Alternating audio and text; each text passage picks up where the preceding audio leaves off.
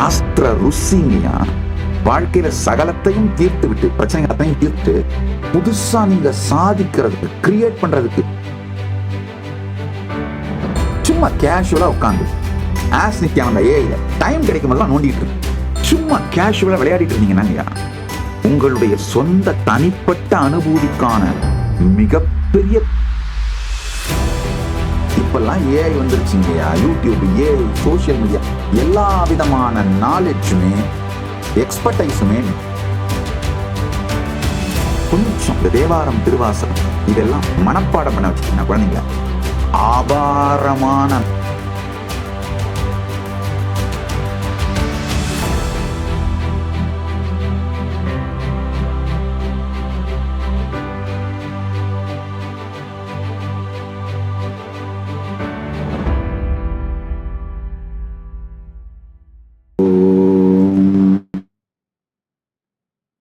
நித்யானந்தேஸ்வர பரமசிவ சமாரம்பாம் நித்யானந்தேஸ்வரி பரமசக்தி மத்யமாம் அஸ்மதாச்சார்ய பர்யந்தாம் வந்தே குரு பரம்பராம்.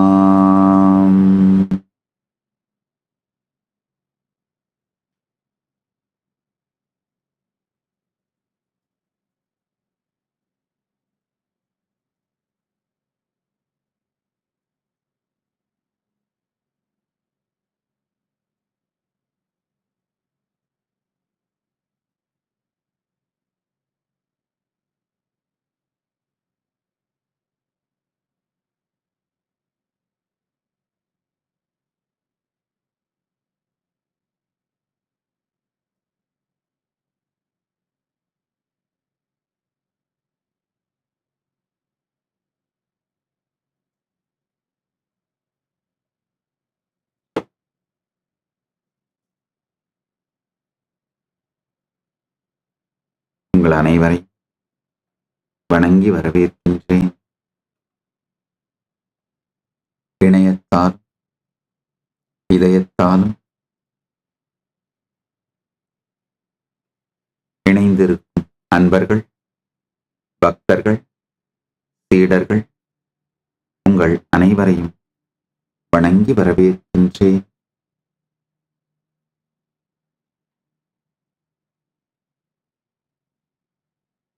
இன்று கார்த்திகை தீபம் 8ஆம் திருநாள். திருவண்ணாமலையிலே கைலாச வாகனத்திலே பிக்ஷாடனரும் எழுந்தருளி பிக்ஷாடனர் உற்சவம் மற்றும் குதிரை வாகனத்தில் பெருமான் எழுந்தருளும் உற்சவம், தாயாரும் குதிரை வாகனத்தில் எழுந்தருளி உற்சவங்கள் இன்று நிகழ்ந்து கொண்டிருக்கின்றன. உலகம் முழுவதிலும் இருக்கும் கைலாசங்களிலும் அதேபோல உற்சவங்கள் நிகழ்ந்து கொண்டிருக்கின்றன. இன்று 11ஆம் நாள் சத்சங்கம். அருணாச்சல புராணம் தொடர் சத்சங்க நிகழ்வில் 11ஆம் நாள் இன்று. 36 தத்துவங்களை பற்றி அடிப்படை சில சத்தியங்களை சொல்லிக் கொண்டிருந்தேன். நேற்று 4 தத்துவங்களை பற்றி மட்டும் விளக்கிக் கொண்டிருந்தேன். இன்று வித்யா தத்துவங்களை பற்றி சற்று விளக்குகின்றேன். ஆழ்ந்து கேளுங்கள். இது ஆழ்ந்து கேட்டு புரிந்து கொண்டால் உடனடி பரமசிவ ஞானம் மலரும். நீங்க வாழ்க்கையில எதை வாழ்க்கையில மேனிஃபெஸ்ட் பண்ணணும்னு நினைச்சிங்கன்னாலும் அதை மேனிஃபெஸ்ட் பண்றதுக்கான நுட்பம்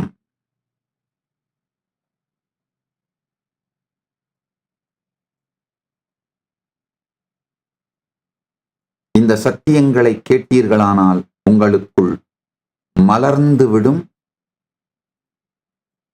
உங்கள் அனுபூதியாக மாறிவிடும். சற்றே பொறுமையோடு ஆழ்ந்து உள்வாங்குங்கள். மாயை. இன்னைக்கு வித்யா தத்துவங்கள் 7 பற்றியும் விளக்குகின்றேன். அதுல முதலாவதாக மாயை, மகா மாயை. எல்லா வரம்புக்கு உட்பட்ட இருப்பு, வெளிப்பாடு, அதாவது வடிவம், நாம, ரூப, கால, எல்லா வரம்புக்கும் உட்பட்ட இருப்பும் வெளிப்பாடும். அப்போ நீங்கன்னு நீங்க நினைச்சுக்கிற நீங்க, நான் நீங்க நினைச்சுக்கிற நீங்க, அதாவது நீங்க நான் எதை நினைக்கிறீங்களோ அது, நீங்கன்னு உங்களை எதை நினைக்கிறீங்களோ அது, இந்த உலகம்னு நீங்க எதை நினைக்கிறீங்களோ அது எல்லாமே இந்த மாயைக்கு உள்ளானது. எல்லா வரம்புக்கு உட்பட்டவைகளின் இருப்பு, வெளிப்பாடு, இந்த இரண்டிற்கும் பிரதானமான பொருட்காரணம். ஆழ்ந்து கேளுங்க. இந்த மாயையை பல வேதாந்த தத்துவம், வேதாந்தத்துல பல உட்பிரிவுகள் உண்டு. வேதாந்தத்துல உபனிஷதை அடிப்படையாக வைத்த கிளாசிக்கல் அத்வைத்தம் ஒரு மாதிரி விளக்கம். சங்கரால் தோற்றுவிக்கப்பட்டு சங்கர சம்பிரதாயமாக மாறிய சங்கர அத்வைத்தம் அது இன்னொரு விதத்துல விவரிக்கும். நம்ம எல்லாரும் ஈவன் கொஞ்சம் சாஸ்திரம் படிச்சவங்க கூட நினைக்கிறோம் சங்கரருடைய அத்வைத்தமும் கிளாசிக்கல் அத்வைத்தமும் ஒண்ணுன்னு கிடையாது. சங்கரருடைய குரு கோவிந்தபாதர், கோவிந்தபாதருடைய குரு கௌடபாதர். கௌடபாதர் எழுதிய மாண்டூக்கிய காரிகை எடுத்து படிச்சு பாருங்க. அதுல மாண்டூக்கிய காரிகையிலே மாண்டூக்கிய உபனிஷத்துக்கு விளக்கம் எழுதியிருக்காரு கௌடபாத ஆச்சாரியா. அதான் மாண்டூக்கிய காரிகைன்னு சொல்றோம். மாண்டூக்கிய காரிகையிலே ஜீவ, ஈஸ்வர, ஜெகத் மூன்றையும் விளக்கி இருக்கின்ற விதம், டெஃபினேஷன்ஸ், அது மூன்றுக்கும் இருக்கின்ற உறவு, பரமுக்தி அல்டிமேட் எது, அதை அடையும் விதம், இது எல்லாவற்றை பற்றியும் கௌடபாதர் சொல்லுகின்ற கருத்து, அவர் வைத்திருந்த கருத்து, அவர் சொல்லுகின்றது வேறாகவும் சங்கரர் சொல்லுவது வேறாகவும் இருப்பதை நீங்க சங்கர பாஷ்யங்கள் எடுத்து படிச்சீங்கன்னாலும் கௌடபாத காரிகை இந்த ரெண்டையும் ஒப்பிட்டு பார்த்தாலே உங்களுக்கு புரிந்துவிடும். ஸோ அதனால சங்கரருக்கு முன்பாக இருந்த கிளாசிக்கல் அத்வைத்தம் வேற, சங்கரருக்கு பிறகு சங்கரால் உருவாக்கப்பட்டு ஆதிசங்கரிடமிருந்து உருவான அத்வைத சம்பிரதாயம் வேற. அதே மாதிரிதான் சைவ சித்தாந்தமும். கிளாசிக்கல் சைவ சித்தாந்தம் ஸ்ரீகண்ட சிவாச்சாரியார் பிரஸ்தானத்ரய பாஷ்யம் எழுதி அவராலே நிறுவப்பட்ட கிளாசிக்கல் சைவ சித்தாந்தம் வேற. ரொம்ப ரீசன்ட் டைம்ல சில நூறாண்டுகளுக்கு முன்பு மெய்கண்டார், நல்லா புரிஞ்சுக்கோங்க, மெய்கண்டாரும் மகாஞானி. நான் அவரை எந்த விதத்திலும் குறைத்து சொல்லவில்லை. தொண்டைமண்டல ஆதீனத்துக்கே மெய்கண்டார் பீடம்னு ஒரு பெயர் கூட உண்டு. ஏன்னா மெய்கண்டாருடைய பெயராலே ஒரு மடம் அமைக்கப்பட்டது தொண்டைமண்டல ஆதீனத்துக்கு உள்ளாக. தொண்டைமண்டல ஆதீனத்தின் பாகமாக மெய்கண்டாருடைய பெயராலே ஒரு மடமும் தோற்றுவிக்கப்பட்டது. அந்த அளவுக்கு மெய்கண்டாருடைய சித்தாந்தம், மெய்கண்டாருடைய சைவ சித்தாந்தம் மக்களை ஈர்த்தது, மக்கள் மீது பெரும் தாக்கத்தை ஏற்படுத்தியது. அதனால ஆழ்ந்து புரிஞ்சுக்குங்க. நான் சொல்ல வர கருத்து என்னன்னா, மெய்கண்டார் சம்பிரதாயமாக உருவாகிய, மெய்கண்டார் அருளிய நூல்கள், அதற்கு எழுதப்பட்ட பாஷ்யங்கள், மாதிரி மெய்கண்டார் சம்பிரதாயமான உருவான சைவ சித்தாந்தம் கிளாசிக்கல் சைவ சித்தாந்தத்துக்கு வேறுபட்டதாக இருக்கின்றது. அதுதான் சொல்ல வரேன். இதுல கௌடபாதர் உயர்ந்தவரா சங்கராச்சாரியார் உயர்ந்தவரான்லாம் நான் ஆர்கியூ பண்ண வரல. அதே மாதிரி கிளாசிக்கல் சைவ சித்தாந்தத்தின் பிதாமகரான ஸ்ரீகண்ட சிவாச்சாரியார் உயர்ந்தவரா இல்ல ஒரு தனி சைவ சித்தாந்த சம்பிரதாயத்தை உருவாக்கிய மெய்கண்டார் உயர்ந்தவரான்ற அந்த ஆர்குமெண்ட்டுக்குள்ளலாம் நான் வரல. ஒவ்வொருவரும் இந்த மாயைங்கிற கான்செப்டை ஒவ்வொரு விதத்திலே விளக்குகிறார்கள்.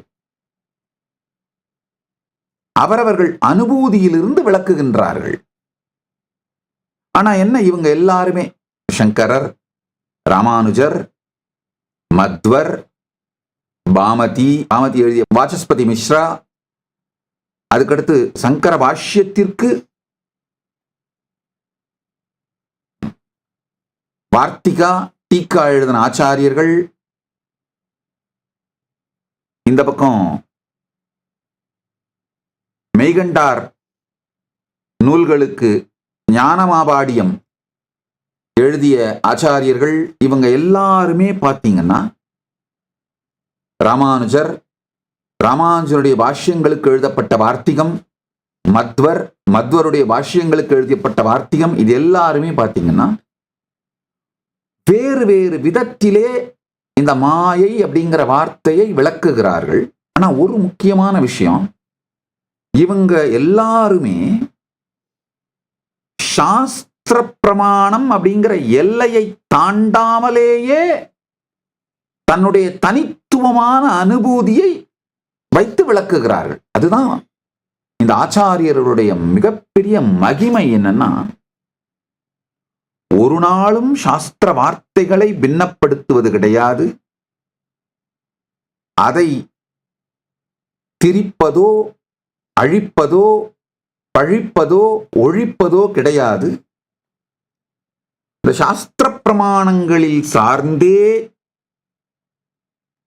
தன்னுடைய ஆத்ம பிரமாணம் மற்றும் ஆப்த பிரமாணங்களை வைத்து அந்த எல்லைக்குள்ளாகவே அவர்கள் வாழ்ந்த காலகட்டத்திற்கு தகுந்தார் போல மக்களுக்கு தெளிவாக அனுபூதியாகின்றார் போல மிக ஆழமான நுணுக்கமான அனுபூதியினாலே மட்டுமே வருகின்ற தெளிவை விளக்கி ஒரு பாஷ்யங்களை செய்து ஒரு பரம்பரையை உருவாக்கி வைத்திருக்கிறார்கள். பரம்பரை உருவாகி இருக்கின்றது. இப்போ இந்த மாயைங்கிற வார்த்தைக்கு 2-3 கோணங்களிலிருந்து, நோக்கங்களிலிருந்து, போக்கிலிருந்து விளக்கத்தை கொடுத்துவிட்டு என்னுடைய அனுபூதியிலிருந்து இந்த மாயை என்பதை விளக்குகின்றேன். ஆழ்ந்து கேளுங்கள். சம்ஸ்கிருதத்தில் இந்த வார்த்தை மாயைக்கு பெயர், மாயைக்கு விளக்கம் எப்படின்னா யாமா இதி மாயா. எது இல்லாததோ ஆனால் இருப்பதை போல் அனுபவத்தை நமக்கு அளிக்கின்றதோ அது மாயை. இப்போ எதெல்லாம் நம்முடைய வாழ்க்கையிலே இந்த அனுபவத்தை அளிக்கின்றதோ அதது எல்லாமே மாயைதான். 36 தத்துவங்களிலே அந்தக்கரணம் 4. அந்தக்கரணம் தான் நேத்து உங்களுக்கு நான் விளக்கிட்டு இருந்தேன். அகங்காரம், புத்தி, சித்தம், மனம். இந்த அந்தக்கரணங்கள் 4, பஞ்ச கர்மேந்திரியங்கள் 5, பஞ்ச ஞானேந்திரியங்கள் 5. பஞ்ச கர்மேந்திரியங்கள்னா செயல்படுவது, பஞ்ச ஞானேந்திரியங்கள்னா அறிவினை, ஞானத்தை, உணர்வுகளை உள்வாங்குவது. பஞ்ச தன்மாத்திரைகள் 5, பஞ்சமகா பூதங்கள் 5, வித்யா தத்துவங்கள் 7, சிவ தத்துவங்கள் 5.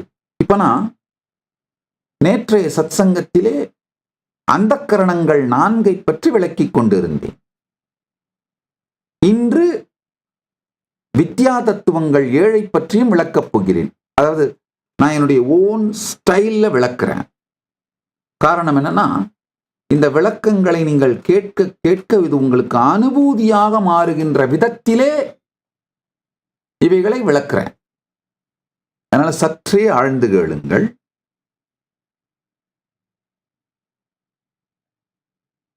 வித்யா தத்துவங்கள் 7 மாயை, கலை, வித்யை, நியதி, காலம், ராகம், புருஷன், இந்த 7 தான் வித்யா தத்துவங்கள். இதை ஒன்னொன்னா விளக்குறேன் கேளு. சித்தாந்த சைவம் இந்த 7ஐயும் ஒரு விதத்திலே பிரிக்கின்றது, பார்க்கின்றது. இந்த பிற்கால சைவ சித்தாந்தம், அந்த பிற்கால சைவ சித்தாந்தம் தான் மெய்கண்டார் சம்பிரதாயம்.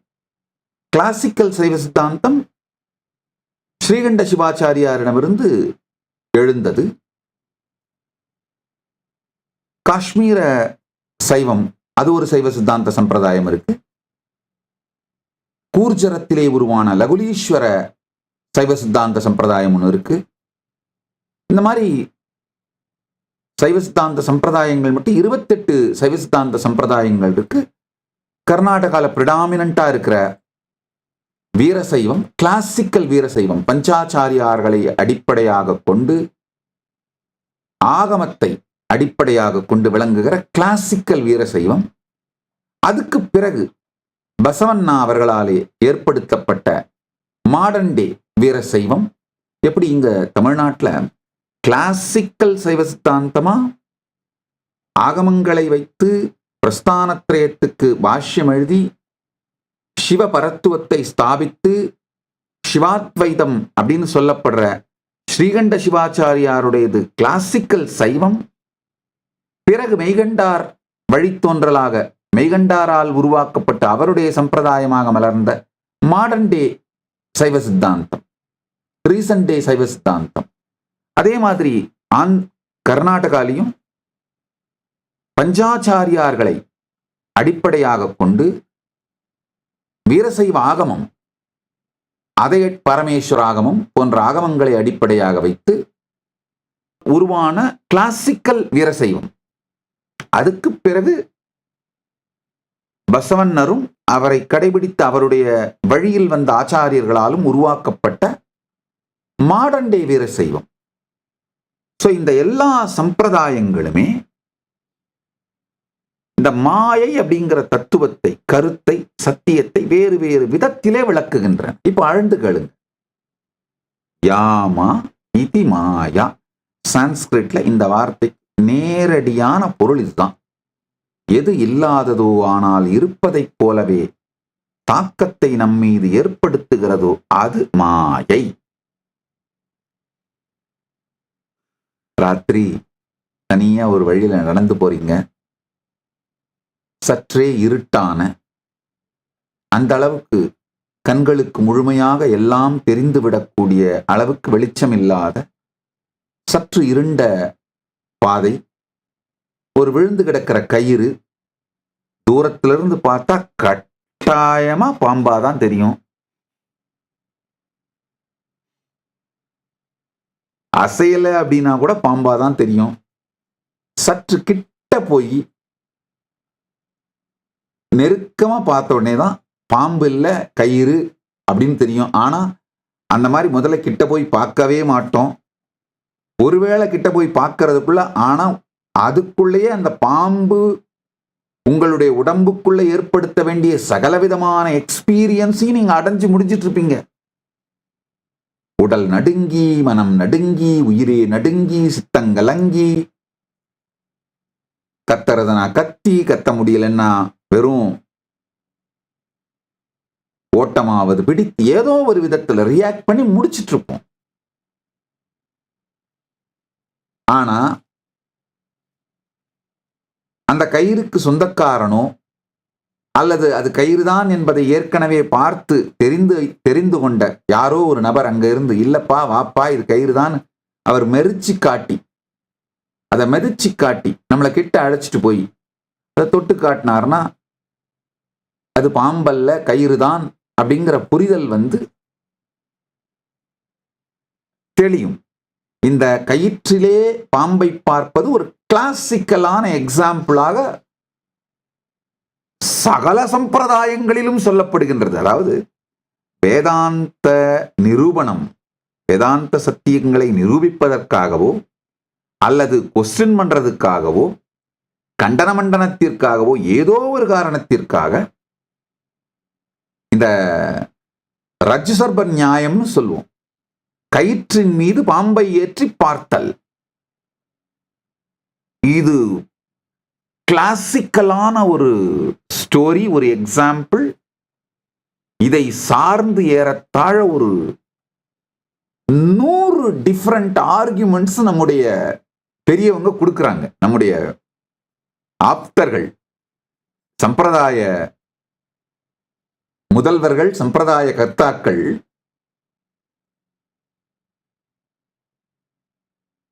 ஒண்ணு மட்டும் சொல்லிடுறாங்க. இப்ப அறுதி சத்தியத்தை உணர்ந்து பரமானுபூதியை அடைவதுதான் குறிக்கோள், அதுதான் உண்மை, அது ஒண்ணு. ஆனா இந்த கிளாசிக்கலான இந்த நாலேஜ், இதோட ஆர்குமெண்ட்ஸ், கண்டன மண்டனம், இதையெல்லாம் ருசிக்காத ஒரு ஹிந்து, இந்தியாவில் பிறந்த ஹிந்து முக்கியமா, இதையெல்லாம் லைஃப்ல ருசிக்கலைன்னா உண்மையிலேயே லைஃபை வேஸ்ட் பண்றீங்க.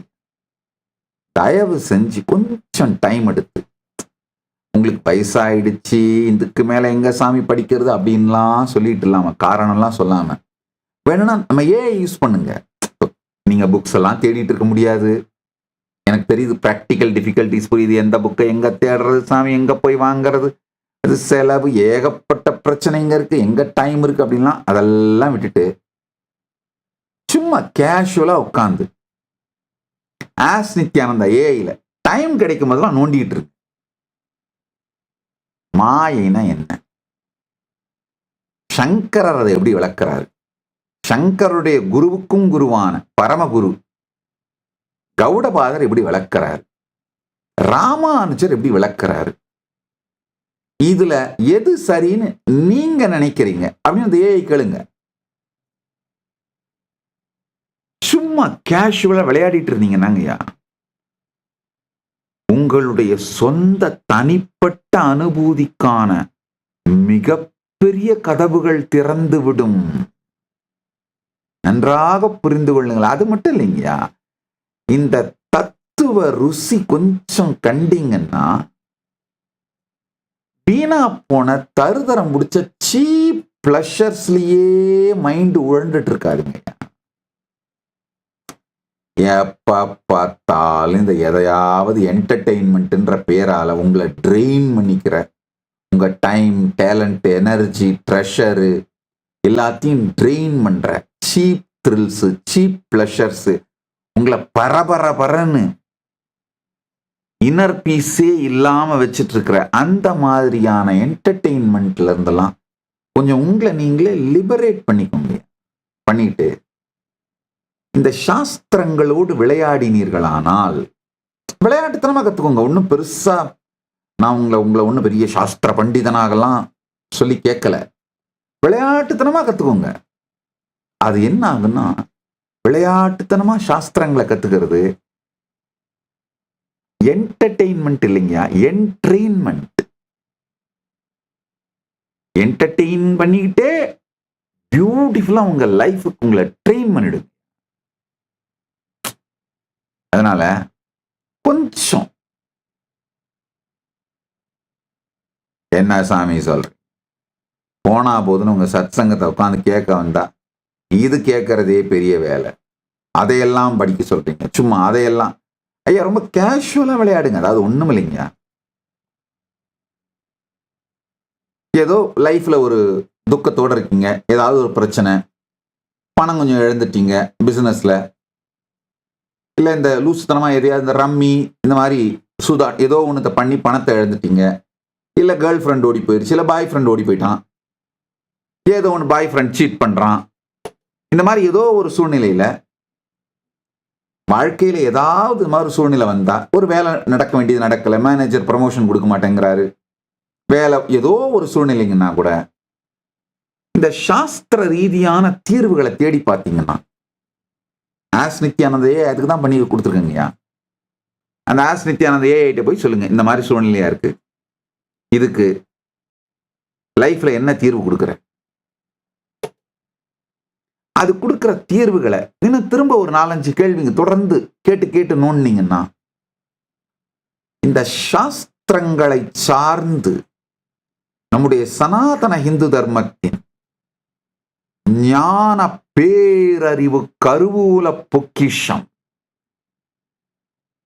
கருவூலம்னா வேற, பொக்கிஷம்னா வேற, நல்லா புரிஞ்சுக்கோங்க.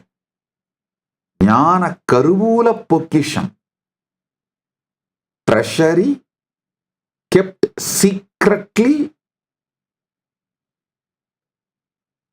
அந்த ஞான பொக்கிஷத்தை சற்றே ருசிக்க ஆரம்பிச்சிட்டீங்கன்னா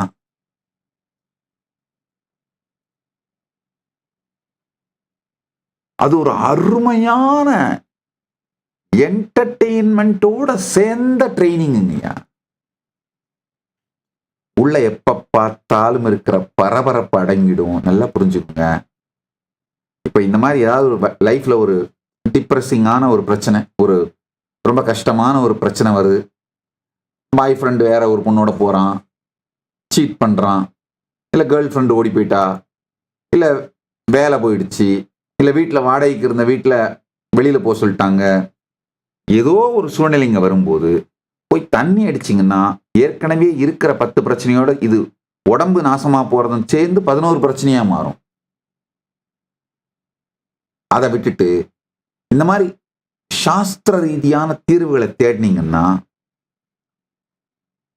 இந்த பிரச்சனைக்கு தீர்வு கண்டுபிடிப்பீங்க மட்டும் கிடையாது, ஏற்கனவே இருக்கிற மற்ற 10 பிரச்சனைகள் எல்லாமும் தீர ஆரம்பிச்சிரும். சாஸ்திர ருசிங்கயா. வாழ்க்கையில சகலத்தையும் தீர்த்து விட்டு, பிரச்சனைகள் அத்தனையும் தீர்த்துட்டு புதுசா நீங்க சாதிக்கிறதுக்கு, கிரியேட் பண்றதுக்கு உங்களுடைய time, treasure, talent, inner space, energy எல்லாத்தையும் உங்களுக்கு ஃப்ரெஷ்ஷா கொடுத்துருங்க.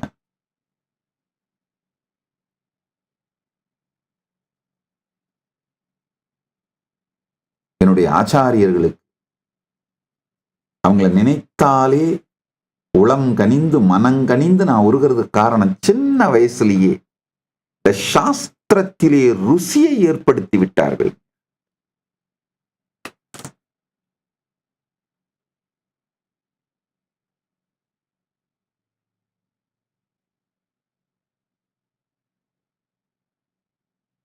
ஒவ்வொரு மனிதனுக்கும் ஒரு நல்ல தாய், தந்தை, ஒரு நல்ல சமூகம், குடும்பம் அளிக்க வேண்டிய ஒரு மிக பெரும் நன்கொடை சனாதன இந்து தர்மத்தின் சாஸ்திரங்களிலே ருசி காண வைப்பது, அதிலிருந்து தன் வாழ்வுக்கான தீர்வுகளை எடுத்துக் கொள்வதற்கு கற்றுக் கொடுப்பது. இன்னும் ஒரே ஒரு உதாரணம் சொல்றேன். இது சத்தியத்தை, அனுபவத்தை அப்படியே சொல்றேன், கேட்டுக்கோங்க.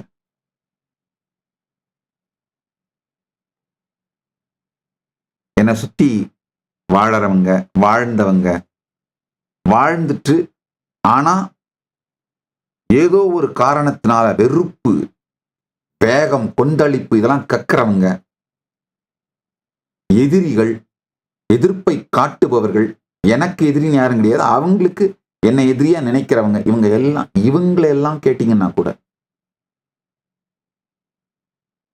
அவங்க எல்லாருமே சொல்ற, அக்செப்ட் பண்ணிக்கிற ஒரு விஷயம்,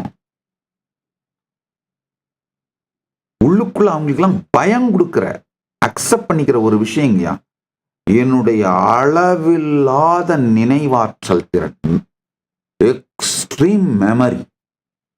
தெரிஞ்சுக்கோங்க, 1200 ஆர்கனைசேஷன் நடத்துறோம். ரஃபா சொல்றேன், 1200 ஆர்கனைசேஷன் நடத்துறோம் 160 நாடுகள்ல. இந்த 1200 ஆர்கனைசேஷனோட ட்ரஸ்டீஸ் யார் யாரு, எந்தெந்த நாட்டுல அவங்க என்னென்ன ஆக்டிவிட்டிஸ் பண்றாங்க, அவங்களுடைய பேங்க் அக்கவுண்ட்ஸ் எப்படி எங்கெங்க இருக்கு, எந்தெந்த ப்ராப்பர்ட்டிஸ் எந்தெந்த ஆர்கனைசேஷனுக்கு கீழே இருக்கு, அதுக்கு ஒழுங்கா அந்தந்த நாட்டுக்கு கட்ட வேண்டிய டாக்ஸ் கட்டினாங்களா, கரண்ட் பில்லு கட்டினாங்களா, அந்தந்த நாட்டுக்கு அந்தந்த நாட்டோட விதிகளுக்கு உட்பட்டு செய்ய வேண்டிய செயல்கள்.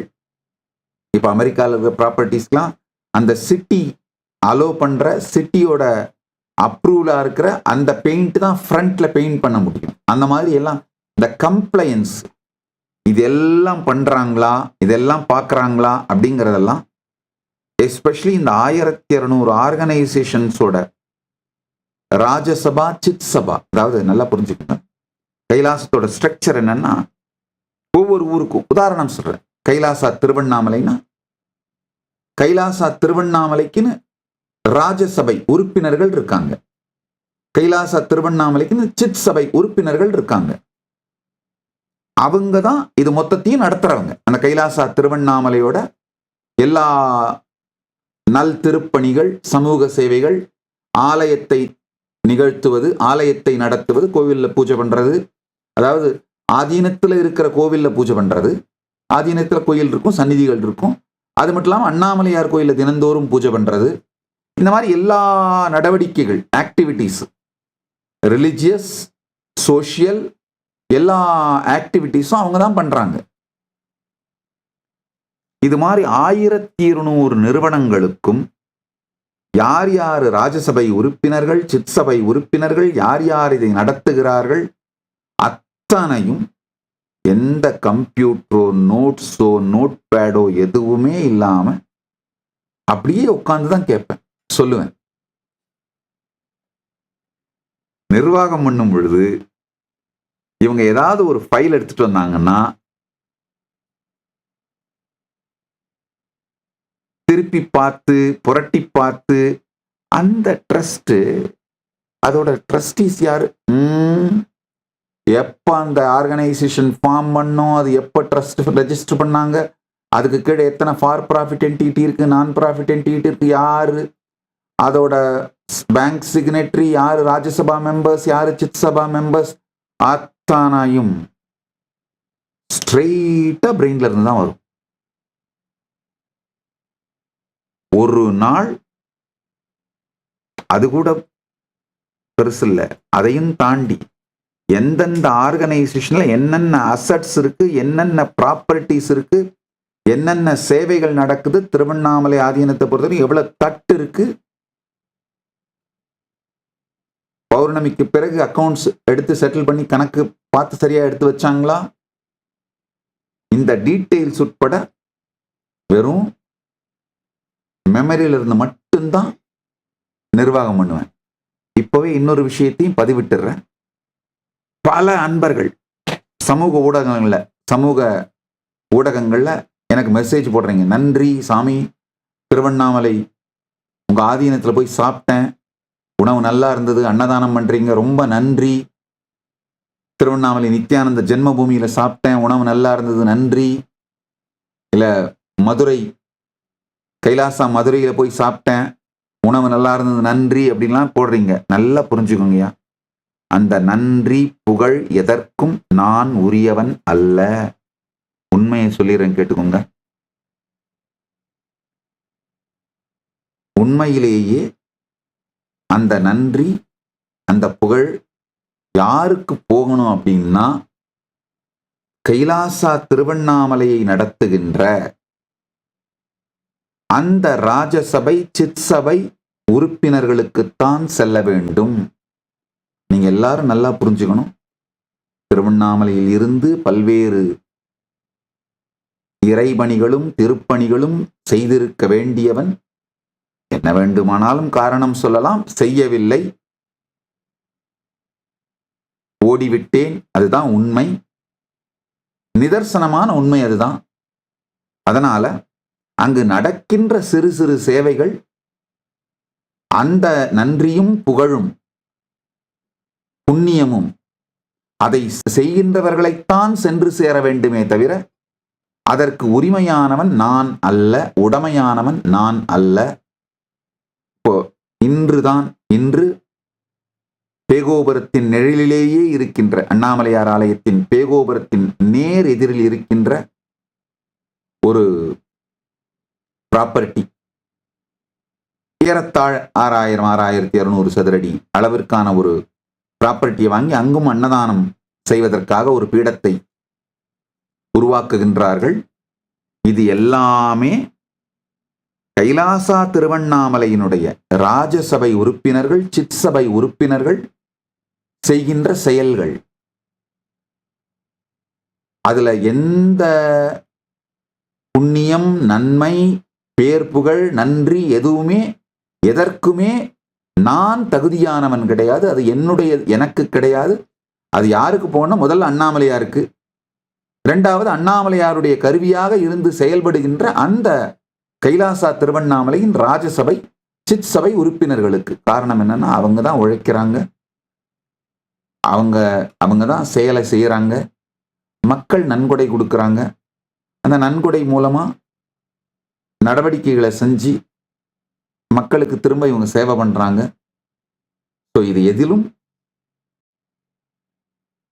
என் பங்களிப்பு எதுவுமே இல்லை.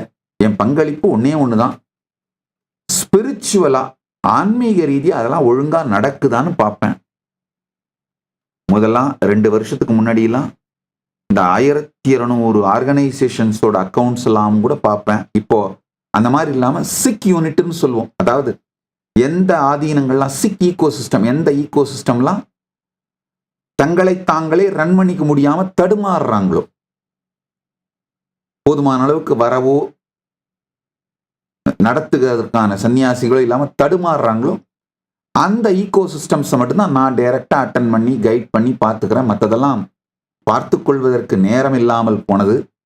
ஆனாலும் நினைவில் இருக்கும், எல்லாம் முறையாக நிகழ்கிறதான்னு பார்த்துக்கிட்டே இருப்பேன். இப்போ சொல்ல வந்த கருத்து என்னன்னா,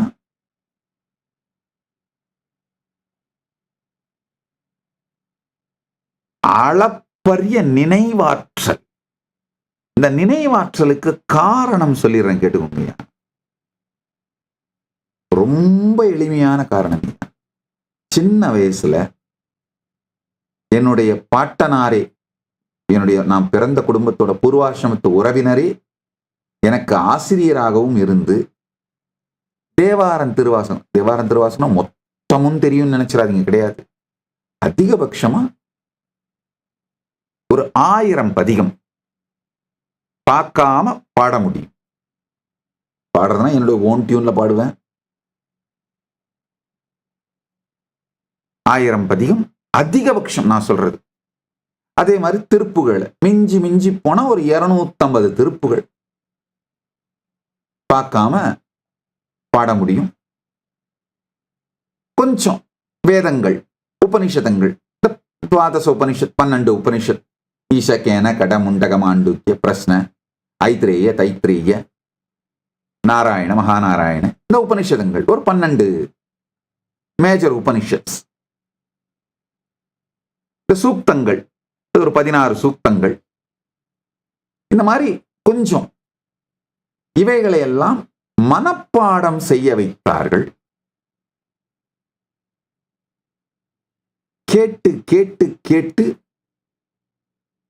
பெருமான் அருளாலே இந்த ஏகசந்த கிராஹ்யம் ஒரு முறை கேட்டா அப்படியே சொல்ல முடியும். அது எல்லா குழந்தைங்களுக்குமே இருக்குங்கய்யா. தருத்திரம் பிடிச்ச செல்போனை கொடுக்காம, டிவி பார்க்க விடாம, இந்த டிவி செல்போனால உங்க குழந்தைங்களை சின்ன பின்னமா சீரழிக்காம நீங்க உங்க குழந்தைங்களோட உட்கார்ந்து டைம் ஸ்பெண்ட் பண்ணீங்கன்னா எனக்கு நல்ல வேலை. அண்ணாமலையான் கொடுத்த பெரும் வரம் திருவண்ணாமலையிலங்கய்யா. ஒரு 5-6 குருமார்கள் என் கூட முழுக்க முழுக்க நேரம் செலவு பண்ணாங்க.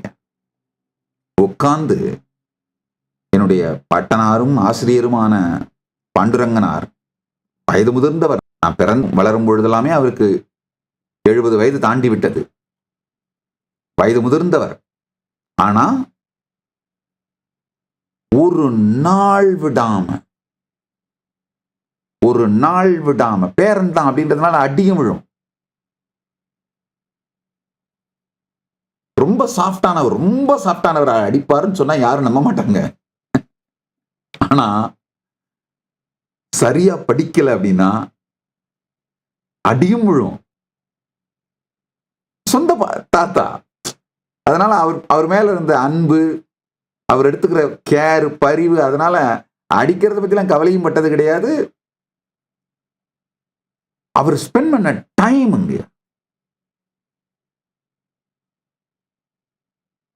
இந்த 4-5 குருமார்கள் டைம் ஸ்பெண்ட் பண்ணதுனால உட்கார்ந்து சொல்லி கொடுத்து சின்ன வயசுல கேட்டு மெமரைஸ் பண்ணி அதை அப்படியே ஸ்டோர் பண்ணிட்டு எப்ப வேணாலும் எந்த ஃபைல வேணாலும் ரெட்ரீவ் பண்ற, கன்ஃபியூஷன் இல்லாம, குழப்பம் இல்லாம, கலக்கம் இல்லாம ரெட்ரீவ் பண்ற இந்த கிளாரிட்டிங்க இன்னைக்கு ஒரு நாட்டையே நிர்வாகம் பண்றதுக்கு ஸ்ட்ரெஸ்ஸே இல்லாம ஒரு நாட்டையே நிர்வாகம் பண்றதுக்கு உணர்வு அடித்தளத்தை, உயிர் அடித்தளத்தை, மன அடித்தளத்தை உருவாக்கி வச்சிருச்சிங்க. மென்டல் இன்ஃப்ராஸ்ட்ரக்சர் சொல்லுவோம், கான்சியஸ் இன்ஃப்ராஸ்ட்ரக்சர். ஸ்ட்ரெஸ் இல்லாம இவ்வளவு பெரிய நிர்வாகத்தை நடத்துறதுக்கு ஒரு அருமையான ஃபவுண்டேஷனை உருவாக்கி வச்சிருக்கீங்க. நல்லா சொல்றேன் கேட்டு. என்னுடைய பக்தர்கள், என் மீது நம்பிக்கையும் ஸ்ரத்தையும் உடையவர்கள், தயவு செஞ்சு மூடத்தனமா தேவாரம் திருவாசகம் படிச்சா என் பையனுக்கு பின்னாடி வேலை கிடைக்கும், அதெல்லாம் இந்த மிடில் கிளாஸ் தருதரம் பிடிச்ச இந்த 70s 80s நம்ம அப்பா அம்மாங்க ஏமாந்து போன மாதிரி பிரெயின் வாஷ் மூளை செலவை பண்ணப்பட்டு அந்த மாதிரி நாசமா போகாதீங்க. அந்த நாசமா போன ஜெனரேஷன் முடிஞ்சிருச்சு. இதுக்கு மேலேயாவது தேவாரம் திருவாசகம் படிச்சா வேலை கிடைக்குமா? வேலை கிடைக்கிறது ரெண்டாவது பட்சம், வாழ்க்கை கிடைக்குங்கய்யா. எந்த வேலைக்கு சென்றாலும் பிரில்லியண்டா இருந்து, ஆக்சுவலா வேலைக்கு போறதே தருதரம். வேலைக்கு போகணும்னு நினைக்கிறதே மிகப்பெரிய மோசமான லூசுத்தனமான தருதரம் பிடிச்ச புத்திங்க. நம்முடைய வாழ்க்கையை நாம் உருவாக்கிக்க முடியுங்க. நீங்கள் உங்கள் கனவுகளை நிறைவேற்றுங்கள், இல்லை என்றால் வேறு எவனாவது உங்களை வேலைக்கு எடுத்து அவன் கனவை நிறைவேற்றி கொண்டிருப்பான்.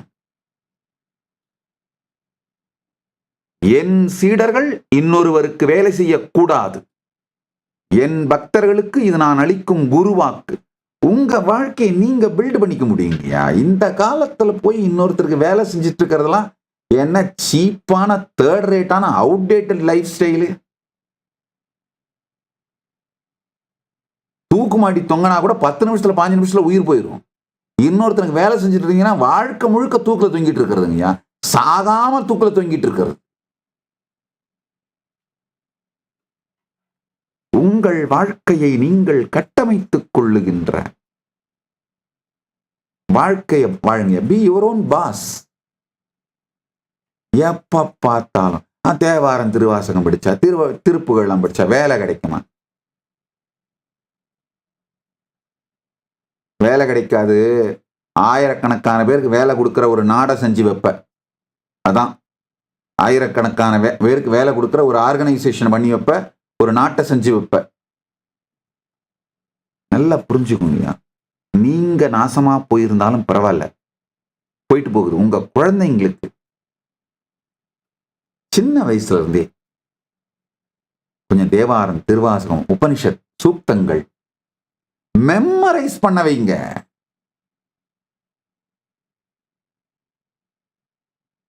இந்த தருதரம் பிடிச்ச ஸ்கூலுக்கெல்லாம் அனுப்புறதை விட்டுட்டு ஹோம் ஸ்கூலிங் பண்ண ஆரம்பிங்க. வீணா போன ஸ்கூலுக்கு போய் அங்க பியர் பிரஷர்ல அந்த ஈகோ சிஸ்டத்துல மாட்டிக்கிட்டு இந்த பசங்க அதே மாதிரி அந்த மற்ற பசங்க பண்ற மாதிரியே எல்லா பழக்கத்தையும் கத்துக்கிட்டு நாசமா போகுதுங்க.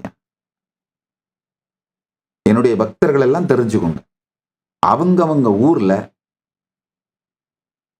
ஹோம் ஸ்கூலிங், உங்க வீட்டிலேயே வாழ்க்கைக்கு தேவையான கல்விகளை கற்றுக் கொடுத்து குழந்தைகளை வளர்க்க துவங்குங்கள். வேணும்னா ஏதாவது எக்ஸாமினேஷன் எழுதியே ஆகணும், இந்த தருதரம் பிடிச்ச கிராஜுவேஷன் அப்படின்ற அந்த மயக்கைன்னு விட்டு தொலைக்கலைன்னா ஆன்லைன் எக்ஸாம் எழுதிக்கோங்க. இல்லை எக்ஸாமினேஷன் மட்டும் போய் எழுதுற மாதிரி இந்த IGCSE இந்த மாதிரி சிலபஸஸ்லாம் இருக்கு பாருங்க, அந்த மாதிரி போய் எக்ஸாம் மட்டும் எழுதி சர்டிஃபிகேட்டை வாங்கிக்கோங்க. இந்த ரெகுலரா ஸ்கூலுக்கு போறது, ரெகுலரா ஆபீஸுக்கு போறது, இந்த மாதிரி ஒரு தருதரம் பிடிச்ச வாழ்க்கையே கிடையாதுங்கய்யா. அதுதான் மோசமான தருதரம் பிடிச்ச 4ஆம் தரம் இல்ல 5ஆம் தரம் இல்ல கடைத்தரமான வாழ்க்கைங்கய்யா. இந்த ரெகுலரா ஸ்கூலுக்கு போறவங்க, ரெகுலரா காலேஜ் போறவங்க, இந்த ரெகுலரா வேலைக்கு போறவங்க, இதுங்க எல்லாம் பாத்தீங்கன்னா கடைத்தரமான குடிமக்கள், கடைத்தரமான வீணா போனவர்கள். ஹோம் ஸ்கூலிங் பண்ண ஆரம்பிங்க. நம்முடைய வாழ்க்கைக்கு என்ன தேவையோ அதை பில்ட் பண்ணுங்க. ஒரு நல்ல தகப்பனா இருந்தீங்கன்னா, நீங்க நல்ல தாய் தந்தையரா இருந்தீங்கன்னா, உங்க பிசினஸ் எக்ஸ்பர்டைஸ் இருக்கும். அதை உங்களுடைய குழந்தைங்களுக்கு டிரான்ஸ்மிட் பண்றதுக்கு என்ன மாதிரியான நாலேஜ் வேணுமோ, இப்பெல்லாம் ஏஐ வந்துருச்சுங்கய்யா. யூடியூப், ஏஐ, சோசியல் மீடியா, எல்லா விதமான நாலேஜுமே எக்ஸ்பர்டைஸுமே டெமோக்ரட்டைஸ் ஆயிடுச்சுங்கய்யா. இது மாதிரி நீங்க சூஸ் பண்ணி குழந்தைங்களுக்கு எடுத்து கொடுத்து வளர்த்து ட்ரெயின் பண்ணீங்கன்னா வேற லெவல்ல ஜீனியஸா வளர்த்துடலாங்க குழந்தைங்கள. இந்த ஏற்கனவே இருக்கிற சிஸ்டத்துக்குள்ள போய் மாட்டிக்கிட்டு அழிஞ்சு போகாதீங்க.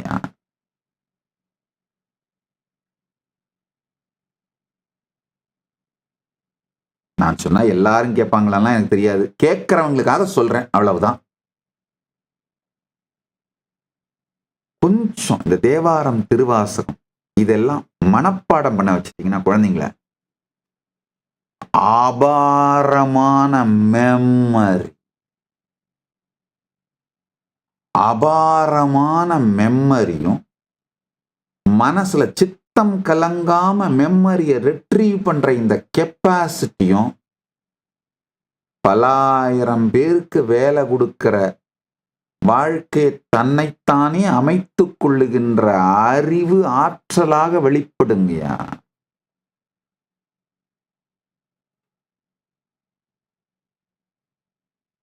சும்மா அனாவசியமா உட்கார்ந்துட்டு 46 மினிஸ்ட்ரி நடத்துறங்க. அத்தனையும் இந்த ஒத்த பிரெயினுக்குள்ளதான். தனியா கம்ப்யூட்டரோ, தனியா நோட்ஸோ, தனியா பேப்பரோ, தனியா ஃபைல்ஸோ. எனக்கு அசிஸ்ட் பண்ற அந்தந்த மினிஸ்டர்ஸ் பெரிய பெரிய ஃபைல்ஸ் எடுத்துட்டு வருவாங்க. நான் கேட்கிற கேள்விங்களுக்கு பதில் சொல்றதுக்கு மட்டும். நான் ஒரு நாள் அந்த ஃபைல்ஸை புரட்டி பார்க்கறதோ, இல்லை கம்ப்யூட்டரை திறந்து டேட்டாஸை பார்க்கறதோ, இன்ஃபர்மேஷன்ஸை பார்க்கறதோ, வெறும் பிரெயின் தான். இதுக்கு ஒரே காரணம், சின்ன வயசுல தேவாரம், திருவாசகம், திருப்புகழ், வேதங்கள், உபனிஷதங்கள் இதெல்லாம் ரொம்ப முழுசாலாம் சொல்ல வரலைங்க. நான் ஒன்றும் அப்படியே உங்க வாழ்க்கையே அதுக்கு தியாகம் பண்ணி மொத்தமா பெரிய பண்டிதராவுங்க அப்படின்லாம் சொல்ல வரலைங்க. கேஷுவலா, ஆனா ஸ்ரத்தையோட ஒன்றும் நீங்க கற்றுக் கொடுங்க.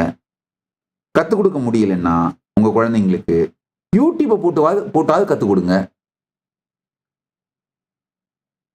இவைகளை மட்டும் குழந்தைகளுக்கு சின்ன வயசுலயே ட்ரெயின் பண்ணிட்டீங்கன்னா நல்லா புரிஞ்சுக்கோங்கயா.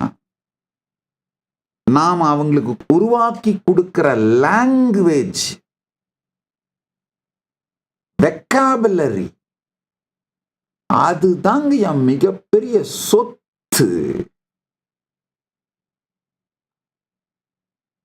அந்த இன்னர் டயலாக் குழந்தைங்களுக்கு நீங்க சின்ன வயசுல உருவாக்கி கொடுக்கிற இன்னர் டயலாகுங்க. நாம எதை ஆழ்ந்து கேட்டு உள்வாங்கி விரும்பி ரசித்து ருசித்து புசிக்கிறோமோ அதுதான் நம்முடைய இன்னர் டயலாகா மாறிடுங்க. சும்மா கேஷுவலா நான் பேசும் பொழுதே என்னுடைய அந்த குவைட் இன்னர் டயலாக்ஸே, இந்த தேவாரம், திருவாசகம், திருப்புகழ் இதுலெல்லாம் இருந்து உள்வாங்கின அந்த வார்த்தைகள், வார்த்தை சொற்றொடர்கள், அந்த கருத்துக்களை தொகுத்துத்தான் உள்ளேயே ஓடுங்கய்யா.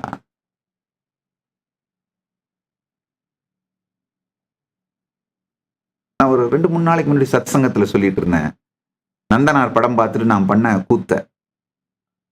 எங்க பாட்டனார் முன்னாடி நான் போய் நின்று சிதம்பரம் போகணும்னு சொன்ன உடனே அவரு பக்கத்துல இருந்த அவருடைய அசிஸ்டன்ட், அவரும் உறவினர் தான், அவருக்கு சொல்லி அப்பா அரேஞ்ச் பண்ணி சாமியார் பையனை அனுப்பிச்சிருப்பா அப்படின்ட்டார். எனக்கு ரொம்ப புக்குன்னு போயிருச்சு. ஏன்னா நான் வந்து அங்க பெரிய ஆர்குமெண்ட்லாம் பண்ணி பிராக்டிக்கலா சிதம்பரத்தின் மகிமையை, சைவ சித்தாந்தத்தை எல்லாம் கோட் பண்ணி அந்த முக்கியத்துவத்தை நிரூபணம் செய்வதற்காகவே தயாராயிட்டு போய் நின்றுட்டு இருக்கிறேன். ஆனா அவர் ஒரே வார்த்தையில முடிச்சிட்டாரு. நாங்க வந்து தீர்வை தேடி போல, பிரச்சனைகளுக்காக தயாராய் போயிட்டு இருக்கிறேன். அப்போ நான் ரொம்ப ஏமாந்து போய் கேட்டேன். அவர் என் முகத்துல ஏமாற்றத்தை பார்த்துட்டு என்னுடைய பாட்டனார் கேட்டாரு, என்னப்பா என்ன? அதான் நீ போறதுதான் ஏற்பாடு பண்றேன், பணம் எது வேணுமா, கை செலவு இருந்தா பணம் வேணா வச்சுக்கோ அப்படின்னு. அந்த காலத்துல 10 ரூபாயே ரொம்ப பெரிய விஷயம். 10 ரூபாய் எடுத்து டேபிள்ல வச்சாரு. நான் உடனே, இல்ல தாத்தா, நீ என்ன போகக்கூடாதுன்னு சொல்லுவ, கேள்வியெல்லாம் கேட்பேன்னு உங்ககிட்ட பேசணுன்றதுக்காக நான் ரொம்ப நிறைய யோசிச்சுட்டு வந்துட்டு இருந்தேன். ஒரே வினாடியில போன்னு சொல்லிட்டியே. அவர் குனிச்சுக்கிட்டே சொன்னாரு, உங்ககிட்ட இப்ப பேசுறதுலாம் எனக்கு யாருக்கும் நேரம் இல்லை. நந்தனார் சினிமாவை பார்த்துட்டு அவரை மாதிரியே இந்த கோலை வச்சுட்டு சுத்தும் போதே எனக்கு நல்லா தெரியும் 10 நாள் நீ நந்தனாரை வைத்தியம் முடிச்சுதான் சுத்திட்டு இருப்ப. அதனால உங்ககிட்ட இப்ப என்ன பேசணும்னாலும் நீ மொத்தத்தையும், நீ படிச்சது, யோசிச்சது, கேட்டது மொத்தத்தையும் என் மேல கொட்டுவ. இப்ப எனக்கு அதுக்கெல்லாம் நேரம் இல்லை, கிளம்பு. ஆக்சுவலா என்ன பண்ணியிருந்தேன்னா, அந்த படத்தை பார்த்துட்டு என்னுடைய பாட்டி, அவங்க வயசானவங்க, 103 வயசு வாழ்ந்தாங்க, கோல் ஊனி நடப்பாங்க. அவங்களுடைய கோலை பிடிங்கிட்டேன். அது டேய் நான் நடக்கிற கோல்றா அப்படின்னு, நீ அப்புறம் நடந்து நான் சிதம்பரம் போகணும் அப்படின்னு சொல்லி அவர் கோலை பிடிங்கி, ஏன்னா அதுல நந்தனார் கோல் வச்சிருக்காரு. அதே மாதிரி ஊர்ல கொல்லங்கடைக்கு போய் ஆசாரிகள் விஸ்வகர்மாவோட கடை இருக்கும், அவங்களுடைய கடைக்கு போய் அதே மாதிரி அந்த மேல கீழே காப்பெல்லாம் போட்டு அதே மாதிரி ஒரு டவலை கட்டிக்கிட்டு திருநீர் பூசிட்டு, யூஸ்வலா பெரிய ருத்ராட்ச மாலை போட்டிருப்பேன், அதை எடுத்துட்டு நந்தனார் போட்டிருக்கிற மாதிரி ஒரே ஒரு ஒத்த ருத்ராட்சத்தை கட்டிட்டு அந்த கோலை கையில சொல்லிக்கிட்டு அதோட தான் போனேன் தாத்தாவை பார்க்கறதுக்கு. நான் சிதம்பரம் போகணும்னு. என்ன சொல்ல வரேன்னா, அந்த வயதிலேயே எனக்கு அவர்கள் அளித்த வெக்காபுலரிங்க, இன்னர் டயலாக், அது எனக்கு அளிக்கப்பட்ட மிகப்பெரிய நன்கொடையாக நான் உணர்கிறேன். நல்லா புரிஞ்சுக்குங்க. பிறப்பால் உயர்வும் தாழ்வும் கிடையாது. பிறப்பால் வருகின்ற ஜாதியினால் வருகின்ற எந்த கர்வமோ, அகங்காரமோ, பெருமையோ, பிரைடோ எனக்கு கிடையாதுங்கய்யா.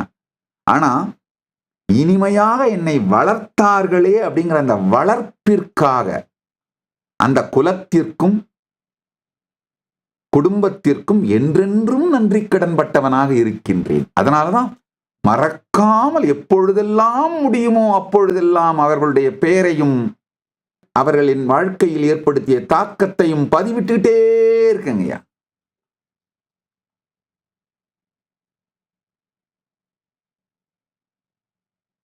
ஏன்னா இந்த காலத்துல இந்த மாதிரி குழந்தைகள் மீது நேரத்தை செலவிடுகின்ற பெரியோர்கள்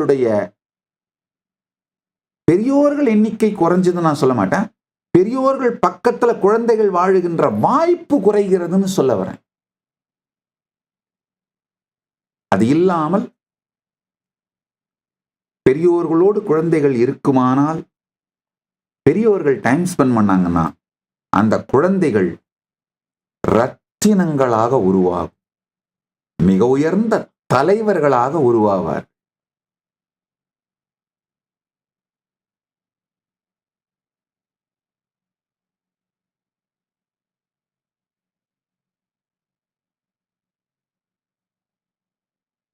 ஸ்கூல்ல போய் படிக்கிறதெல்லாம் வேலைக்கு போய் வீணா போகும். வீட்டில் உட்கார்ந்து தானா ஹோம் ஸ்கூலிங்ல படிச்சு உருவாகிறதெல்லாம் தலைவனாக மாறும். அதனால தைரியமா குழந்தைங்களுக்கு ஹோம் ஸ்கூலிங் பண்ண ஆரம்பி. தன்னுடைய தனித்துவத்தை கண்டறிந்து தான் தலைவன் ஆகணுங்க அந்த குழந்தை. அதுக்கு சரியான இன்னர் டயலாக் கொடுக்கிறதுக்கு இந்த தேவாரம் திருவாசகம் மிகப்பெரிய உதவியா இருக்கும். மாயை. இப்ப மாயைக்கு வருவோம். எது இல்லாதது ஆனால் இருப்பதை போன்ற அனுபவத்தை நமக்குள் ஏற்படுத்துவது. ரஜ்சப நியாயம் சொன்னேன். அதாவது கயிற்றின் மீது பாம்பை காணும் அனுபவம். இது மாதிரி இன்னும் பல உதாரணங்கள் கொடுத்துக்கிட்டே போலாம். வாழ்க்கையில இந்த மாதிரி எதெல்லாம் இல்லாததாய் ஆனால் இருப்பதாய் உங்கள் மீது அனுபவத்தை ஏற்படுத்துகிறதோ அது எல்லாமே மாயை.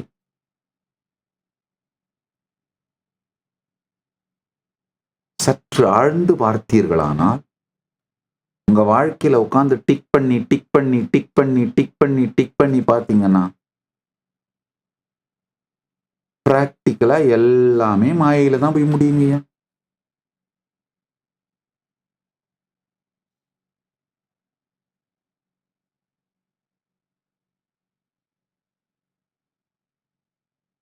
வரம்புக்கு உட்பட்ட எல்லாவற்றினுடைய இருப்பும் அதனுடைய வெளிப்பாடுகளுக்கும் பிரதான காரணம் மாயை. இந்த மாயையோட 2 டைமென்ஷன் இருக்கு. ஆவரணம், விக்ஷேபம்னு. ஆவரணம் அப்படின்னா மறைத்தல், அதாவது அந்த இல்லாத ஒன்றை இருப்பதாய். பார்த்தீங்களா? அதாவது கயிறு,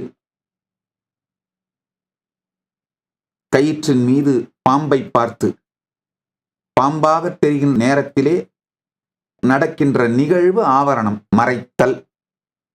விக்ஷேபம், பிரதிபலித்தல் அப்படின்னா கயிறை கயிறாவே பார்க்கிறது. ஆனா அப்பவும் அது மாயை தான். அதுக்கு இன்னொரு உதாரணம் சொல்லுவாங்க வேதாந்தத்துல.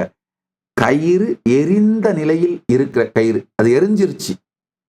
அந்த கயிறை எடுத்து கட்டலாம் முடியாது. சாம்பல் ஆனா கயிறு வடிவத்திலேயே இருக்கும். அதை கயிறு என்று நினைத்துக் கொண்டிருப்பது.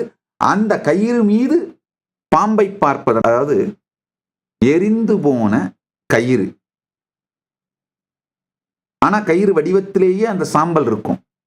அந்த கயிற்றை பாம்பாக பார்ப்பது ஆவரணம். அதை கயிறாக பார்ப்பது விக்ஷேபம். அது கயிறே இல்லை, வெறும் சாம்பல் தான் என்று புரிந்து கொள்ளுவது. அதை மெர்ச்சி பார்த்தது சாம்பல் தான், அதை வைத்து கட்டக்கூட முடியாது, பந்தப்படுத்துவதற்கு உபயோகம் ஆகாத கயிறு, கயிறை போல் இருக்கும் கயிறின் குணங்கள் ஏதும் இல்லாதது அப்படின்னு புரிஞ்சுக்கிறது அனுபூதி. இது ஆவரணம், விக்ஷேபம் அப்படிங்கிற அனுபூதிங்கிற 3 நிலை. நல்லா புரிஞ்சுக்கோங்க. அனுபூதியில் கூட பரமானுபூதி வாய்த்த பிறகுதான் மாயையை தாண்டி நாம் இருக்க முடியும். அதுவரை முதல் நிலை அனுபூதி கூட மாயைக்கு உட்பட்டதுவே.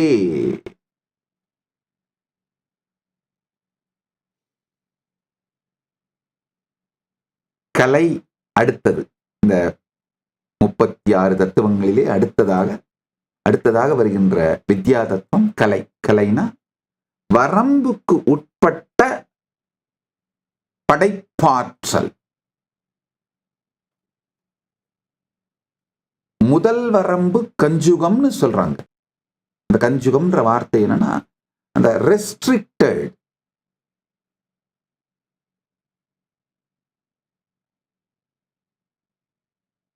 அதாவது பெருமான் சகல கலைகளையும் உடையவன். அவன் பெருமான் சகலமும் உடையவன். சகல சக்திகள், சகல வல்லமைகள், சகல ஞானம், சகலமும் உடையவன். அதுல ஒரு குறிப்பிட்ட விஷயத்தை, அதாவது யார் எதிர் நின்று எதிரியாக போரிட முயன்றாலும் காணாமல் போகச் செய்து விடுவான் அப்படிங்கிற ஒரு வல்லமை, அல்லது யார் ஞானத்தை தேடி அவர் திருவடியில் சரண் புகுந்தாலும் ஞானத்தை அளிப்பவன், ஒரு வல்லமை. இந்த ஒரு வல்லமைகளை, குறிப்பிட்ட வரம்புக்குட்பட்ட வல்லமைகளை கலைன்ற வார்த்தையில சொல்லலாம். வரம்புக்கு உட்பட்ட வல்லமைகள், வரம்பிற்கு உட்பட்ட திறன்கள், அத கலைன்னு சொல்லலாம். அதனால்தான் நம்ம சொல்லுவோம் ஆய கலைகள் 64. வீணை வாசித்தல் ஒவ்வொரு கலை இருக்கு பாருங்க. என்ன சென்ட் உருவாக்குறதுல இருந்து வாசனை திரவியத்தை உருவாக்குறது ஒரு கலை, மலர் தொடுத்தல் ஒரு கலை, ஆபரணங்கள் செய்தல் ஒரு கலை. இந்த மாதிரி ஆய கலைகள் 64 இருக்கு. ஆனா பரமசிவனுக்கு வேறு வேறு விதமான கலைகள் இருக்கு. பரம்பொருளுடைய கலைகள் வேறு வேறு. இந்த கலை அப்படிங்கிற தத்துவம் ஒன்று. இந்த 36 தத்துவங்கள்ல வித்யை அப்படிங்கிறது சர்வஞத்துவம், எல்லாம் அறிந்தவராக இருப்பது சர்வஞத்துவம். ஒரு குறிப்பிட்ட அறிவை சொல்லும் பொழுது வித்யைன்னு சொல்லுவோம். பராவித்யை, அபராவித்யை அப்படின்னு ஒரு குறிப்பிட்ட விஷயங்களை அறிவதாகவும் மற்றவற்றை அறியாமல் இருக்கின்ற வரம்புக்கு உட்பட்ட ஞானத்தின் வெளிப்பாட்டை வித்யைன்னு சொல்றோம். நியதி அப்படின்னா காரண காரிய வரம்புகளுக்குள்ளே இயங்குகின்ற அந்த தன்மையை நியதின்னு சொல்றோம். நல்லா புரிஞ்சுக்கோங்க. இப்போ உதாரணத்துக்கு மரபு வேதாந்தம் படித்தா அதுல மொனாஸ்ட்ரீஸ்ல, மடங்களில் பீடங்களில் பாரம்பரியமா படிச்சோம்னா இந்த மரபு வேதாந்த சம்பந்தப்பட்ட நிறைய ஜோக்ஸ் நிறைய. யூசுவலா சன்னியாசிகள் நிம்மதியான வாழ்க்கை வாழறவங்கயா. நீங்க நினைக்கிற மாதிரி அது சஃபரிங்கான வாழ்க்கை கிடையாதுங்கய்யா. சன்னியாசத்தை மட்டும் கான்சியஸா முடிவெடுத்தோம்னா அது ஒரு இனிமையான வாழ்க்கை. அதுலயும் எனக்கு சிறு வயதிலேயே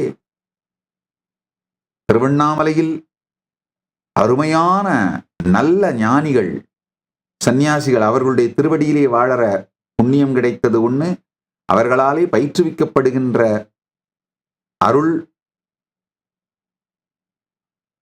கருணை நன்மை எல்லாம் கிடைத்தது ஒண்ணு. அது போக 16-17 வயதுக்குள்ளாகவே ராமகிருஷ்ண மடத்தோடு தொடர்பு ஏற்பட்டு அங்க கொஞ்ச நாள் இருந்து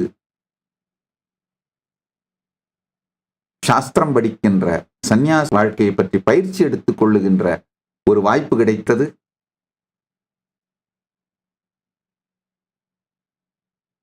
இது பெருமான் அளித்த பேரருள்.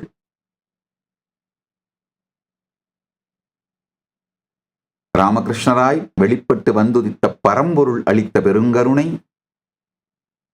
ரொம்ப இனிமையான ஒரு வாழ்க்கை முறைங்க. அதை சொல்லுவாங்க, பிரம்மசத்தியம் ஜெகத் மித்யா, பரம்பொருள் ஒன்றே சத்தியம், இந்த உலகமெல்லாம் மாயை. ஒரு பிரம்மச்சாரி ரொம்ப பசியோடு இருக்கவர் காவோர் போரே அப்படிம்பாரு. இதெல்லாம் சாப்பிட்ட பிறகு பசி வரும் பொழுது உலகம்தான் சத்தியம், உணவுதான் சத்தியம். அதாவது ஒரு நியதிக்கு உட்பட்டு காரண காரியத்துக்கு உட்பட்டு பசி வந்தா சாப்பிட்டுத்தான் ஆகணும். இந்த ஷேர்டு ரியாலிட்டி, நாம எல்லாரும் ஷேர் பண்ணிக்கிற இந்த ரியாலிட்டியில இருக்கிற காரண காரிய நியதிகள், இது ஒரு தத்துவம். உதாரணத்துக்கு நீங்க நானே பரம்பொருள் அப்படிங்கிற அனுபூதியே அடைந்திருந்தாலும்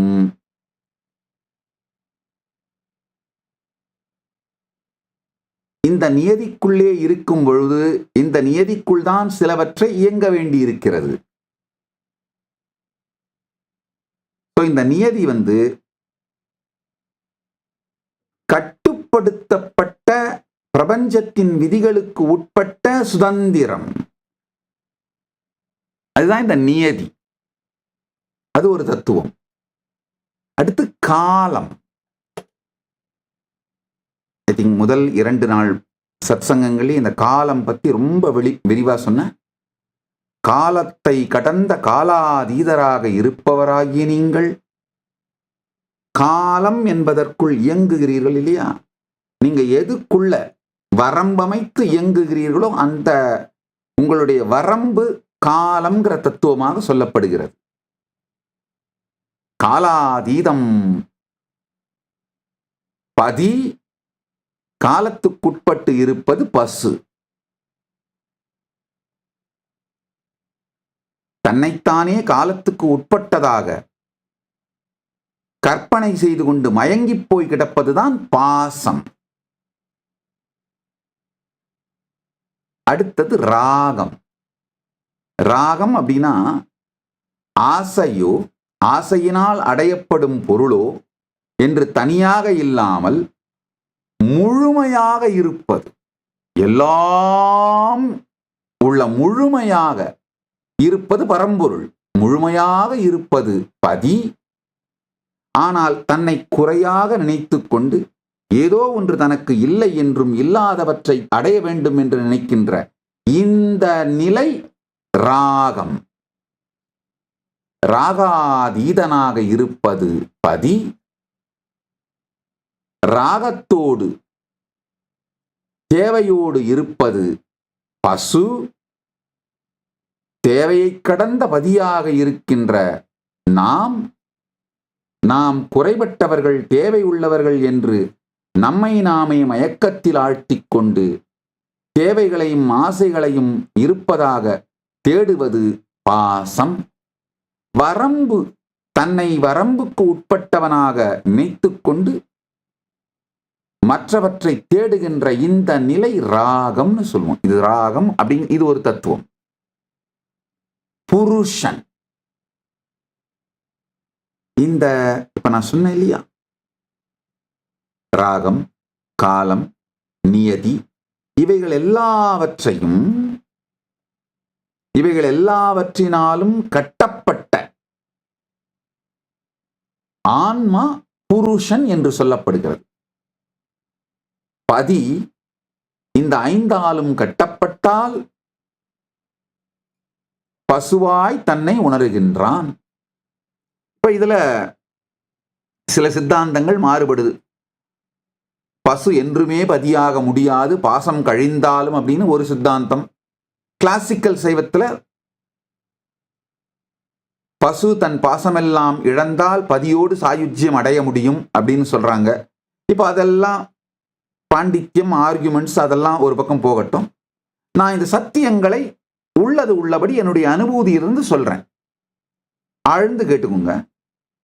இப்ப இந்த 7 வித்யா தத்துவங்களை பற்றி அடிப்படையான ஒரு அறிமுகம் கொடுத்தேன். இந்த 7 வித்யா தத்துவங்களையும் அனுபூதியிலிருந்து புரிந்து கொள்வதற்கு, அனுபூதியாக அறிந்து கொள்வதற்கு, இந்த 7 வித்யா தத்துவங்களையும் கடந்த பரமானுபூதியை அடைவதற்கும், அந்த பரமானுபூதி நிலையில் இருந்து இந்த 7 வித்யா தத்துவங்களையும் தன் வாழ்க்கையில் உபயோகப்படுத்தி விளையாடுவதற்கும், இந்த 7 வித்யா தத்துவங்களையும் கடந்த அனுபூதியில் நீங்க இருந்தீங்கன்னா இந்த 7ஐயும் வச்சு விளையாட முடியுங்க. அதனால அந்த மாதிரி விளையாடுறவங்களுக்கு தான் வாழ்க்கை லீலை. அந்த மாதிரி விளையாடுற அவதார புருஷர்கள், ஞானிகளுக்குத்தான் அவங்களுடைய வாழ்க்கையை நாம லீலைன்னு சொல்லுவோம். ராமர் வாழ்க்கையை ராம லீலான்னு தான் சொல்லுவோம். கிருஷ்ணர் வாழ்க்கையை கிருஷ்ண லீலான்னு தான் சொல்லுவோம். ஏன்னா இந்த 7மே வித்யா தத்துவங்கள் 7ம் அவர்களுக்கு கீழே கட்டுப்பட்டு இருந்தது. அவர்கள் இந்த 7ஐயும் வைத்துக் கொண்டு விளையாடினார்கள். இந்த 7ஐயும் தாண்டிய பரமானுபூதியிலே இருந்தார்கள். இந்த 7ஐயும் வைத்துக் கொண்டு விளையாடினார்கள். 7ஐயும் தாண்டிய பரமானுபூதியில் இருந்து கொண்டு இந்த 7ஐயும் வைத்துக் கொண்டு விளையாடுகின்றவர்களைத்தான் அவதார புருஷர்கள்னு சொல்றோம். அவங்களுடைய வாழ்க்கை தான் லீலைன்னு சொல்றோம். இப்ப இந்த 7ஐயும் தாண்டி பரமானுபூதியில் இருப்பது எவ்வாறு? உங்கள் வாழ்க்கையே லீலையாக வாழ்வது எவ்வாறு அப்படின்னு அந்த சத்தியத்தை புரிந்து கொள்ளுங்கள். முதல்ல புரிஞ்சுக்க வேண்டியது, அந்த பரமானுபூதி மிகவும் சுலபம். இதான் குட் நியூஸ். விளக்கி மணிக்கணக்கா நான் சொல்றேன் அப்படிங்கிறதுனால ரொம்ப கஷ்டம், பிரச்சனை கிடையாது. எப்போ ஸ்க்ரோல் பண்ணாம ரிலாக்ஸ்டா உட்காந்து கேட்க ஆரம்பிச்சிட்டீங்களோ அப்பவே 99.99999% கஷ்டத்தை நீங்கள் தாண்டி விட்டீர்கள். இதுக்கு மேல கஷ்டமே இல்லை, வாழறது மட்டும்தான். அது ரொம்ப சுலபம். என்னங்கய்யா, ஒரு வாரம் ஜிம்முக்கு போறதுதான் கஷ்டங்கய்யா. ஒரு வாரத்துல அந்த எஃபெக்டை பார்க்க ஆரம்பிச்சிட்டீங்கன்னா அதுக்கப்புறம் அந்த ரிசல்ட் இன்ஸ்பயர் பண்ணி உங்களை ரெகுலரா போக வச்சிரும். அதே மாதிரி முதல்ல ஒரு 4-5 அனுபவங்கள் லைஃப்ல, அந்த மிராக்கிள்ஸ், மேனிஃபெஸ்டேஷன்ஸ், இதெல்லாம் நீங்க பார்க்கிற வரைக்கும் தான் நாம் புஷ் பண்ணணுங்கய்யா. அதுக்கப்புறம் அந்த அனுபூதி ருசி தானாவே உங்களை பரமானுபூதியை ரசிக்கவும் ருசிக்கவும் புசிக்கவும் வைத்து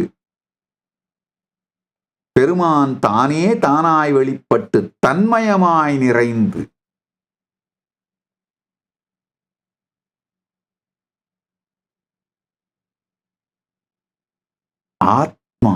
ஆத்மானா தனக்கு மிக நெருக்கமானது தானே. அது அந்த ஆத்மாவினிற்குள் பெருமான் தானாய் வெளிப்பட்டு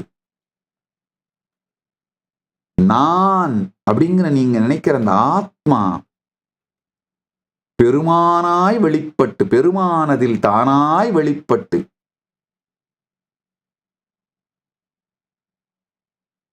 பரமானுபூதியில் நிலைத்திருப்பீர்கள். முதல்ல தெரிஞ்சுக்கோங்க, ஆன்மீக வாழ்க்கையில இந்த வளர்ச்சி குரோத் எல்லாம் கிடையாது, ஸ்லைடு தான். இந்த லேண்ட் ஸ்லைடு விக்டரின்றாங்கல்ல, அந்த மாதிரிதான். ஜஸ்ட் ஒரு சின்ன விஷயத்தை நீங்க செஞ்சீங்கன்னா போதும். கிருஷ்ணர் சொல்றார் பாருங்க கீதையில, ஸ்வல்பமப்யஸ்ய தர்மஸ்ய த்ராயதே மகதோபயாத். ஒரு சிறிது கடைபிடியுங்கள், உங்கள் வாழ்க்கையை மாற்றிவிடும். ஒரு சிறிது செய்யுங்கள், உங்கள் வாழ்க்கையை வெற்றியளித்துவிடும்.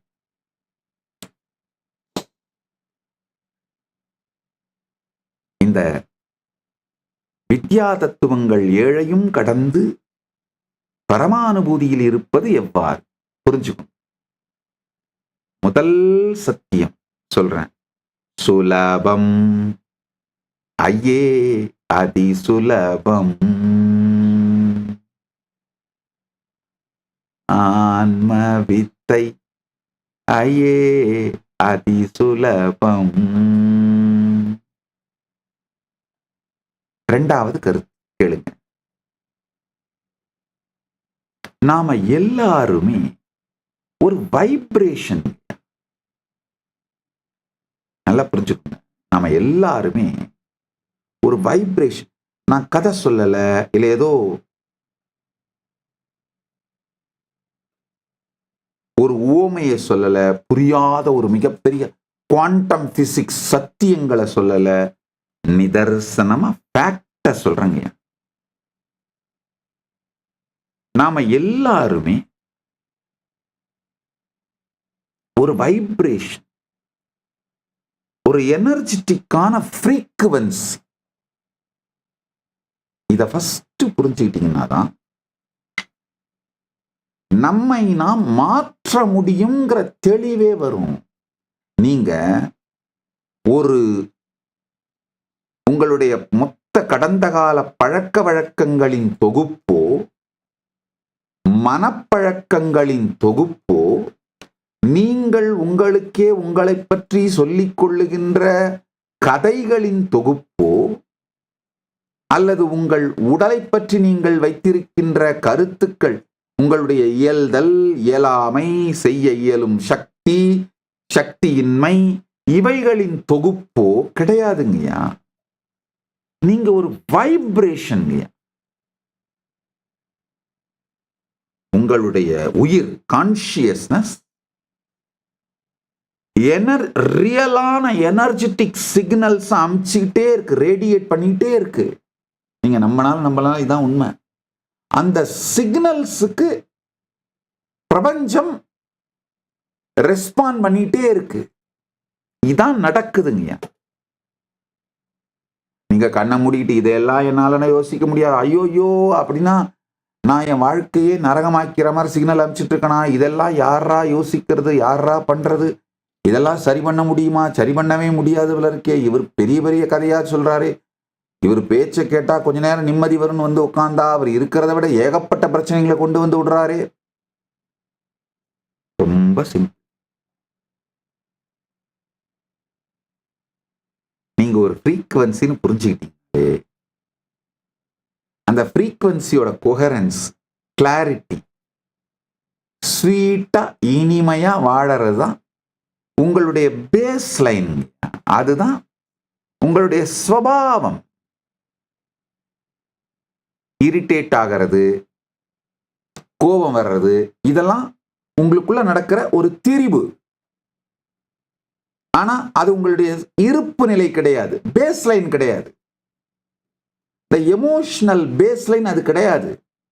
உங்க எமோஷனல் பேஸ் லைன் பரமசாந்த நிலை. இது புரிய ஆரம்பிச்சதுன்னா திரும்ப திரும்ப திரும்ப வேற ஒண்ணு வேலை இல்லை அப்படின்னா பரபர நீங்களே போய் பைத்தியகாரத்தனமா அந்த பேய் படத்தை பார்த்துக்கிட்டு, இல்ல வேற ஏதாவது இந்த அட்ரினலின் ரஷ்ஷுக்காக அலைஞ்சிக்கிட்டு, இந்த லூசுத்தனமான வீடியோ கேம் பரபரன்னு எப்படி சிறங்கை சொரிந்து சொரிந்து ஆற விடாமல் பெரும்புண்ணாக்கி உங்களை நீங்களே நாசமாக்கிக்கிறீங்களோ, அந்த மாதிரி மனச்சிறங்கை, மன அரிப்பை சொரிந்து கொண்டு பெரும்படையா மாத்திர என்டர்டெயின்மெண்ட்டுக்கெல்லாம் போகாம உங்க எமோஷனல் பேஸ் லைன் பரமசாந்தம், அமைதியா ஸ்வீட்டா பரமசாந்தத்துல இருக்கிறது தான் உங்களுடைய எமோஷனல் பேஸ் லைன் புரிஞ்சுப்பீங்கயா. நீங்க ஒரு கான்ஷியஸ் ஃப்ரீக்குவன்சி. நீங்க என்ன ஃப்ரீக்குவன்சியை எமிட் பண்ணிக்கிட்டே இருக்கீங்களோ அதுக்கு தான் பிரபஞ்சம் ரெஸ்பாண்ட் பண்ணும்.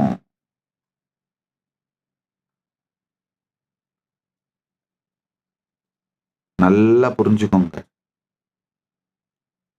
உங்கள் கண்ணாடி எந்த அளவுக்கு வேகத்தோடு உங்களை பிரதிபலிக்கின்றதோ அதை விட வேகத்தோடும் சென்சிட்டிவாவும் பிரபஞ்சம் உங்களுக்கு ரெஸ்பாண்ட் பண்ணிட்டே இருக்கு.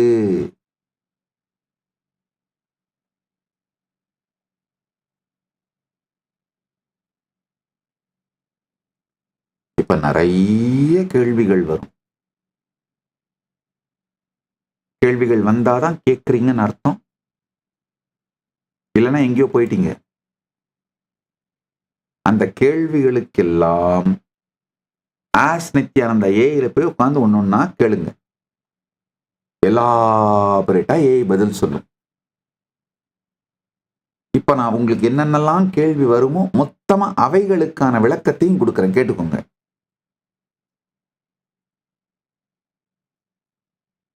நல்லா புரிஞ்சுக்கோங்க.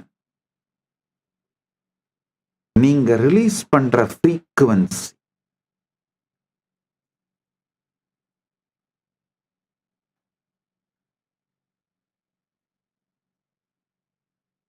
உங்களுடைய வைப்ரேஷன், இதுக்குத்தான் இந்த உலகம், இந்த பிரபஞ்சம் ரெஸ்பாண்ட் பண்ணுது.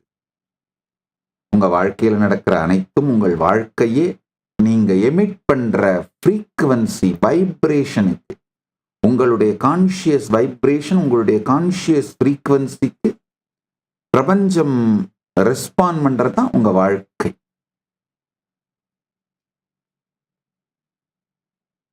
இது மேஜிக்கலா இல்லைங்கயா, இதுதான் நேச்சுரலா தர்மம். இதுதான் தர்மம்ங்கய்யா. ஸ்வதர்மம் அப்படின்னா நாம எல்லாம் நினைச்சுக்கிறோம், எனக்கு விதிக்கப்பட்ட கடமையை நான் செய்வது ஸ்வதர்மம்னு. பிரபஞ்சத்தோடு பிரபஞ்சத்தின் தர்மத்தை புரிந்து கொண்டு என்னுடைய இருப்பை அந்த கொஹரன்ஸோட என்னுடைய குறிக்கோளை பிரபஞ்சம் மிரர் பண்றதுக்கு தேவையான ஃப்ரீக்குவன்சியை கான்ஷியஸா எமிட் பண்ணிட்டு இருக்கிறது தான் ஸ்வதர்மம். நான் அடைய வேண்டிய குறிக்கோளாக நான் எதை எண்ணுகின்றேனோ, கான்ஷியஸா முடிவு பண்றனோ, அது தர்மமாக இருக்கலாம், அர்த்தமாக இருக்கலாம், காமமாக இருக்கலாம். அர்த்தம்னா பொருள், பொருள் வளமாக இருக்கலாம், காமமாக இருக்கலாம், சுகங்களாக இருக்கலாம், என்ன வேணுமானாலும் சரி. நான் அடைய வேண்டும் என்று நினைப்பதை பிரபஞ்சம் மிரர் பண்ற மாதிரி, கொடுக்கிற மாதிரி, ரெசோனேட் பண்ற மாதிரி, கொடுக்கிற மாதிரியான ஃப்ரீக்குவன்சி, அந்த வைப்ரேஷன்ல அந்த கான்ஷியஸ் ஃப்ரீக்குவன்சியை நான் எமிட் பண்றது தான் ஸ்வதர்மம்.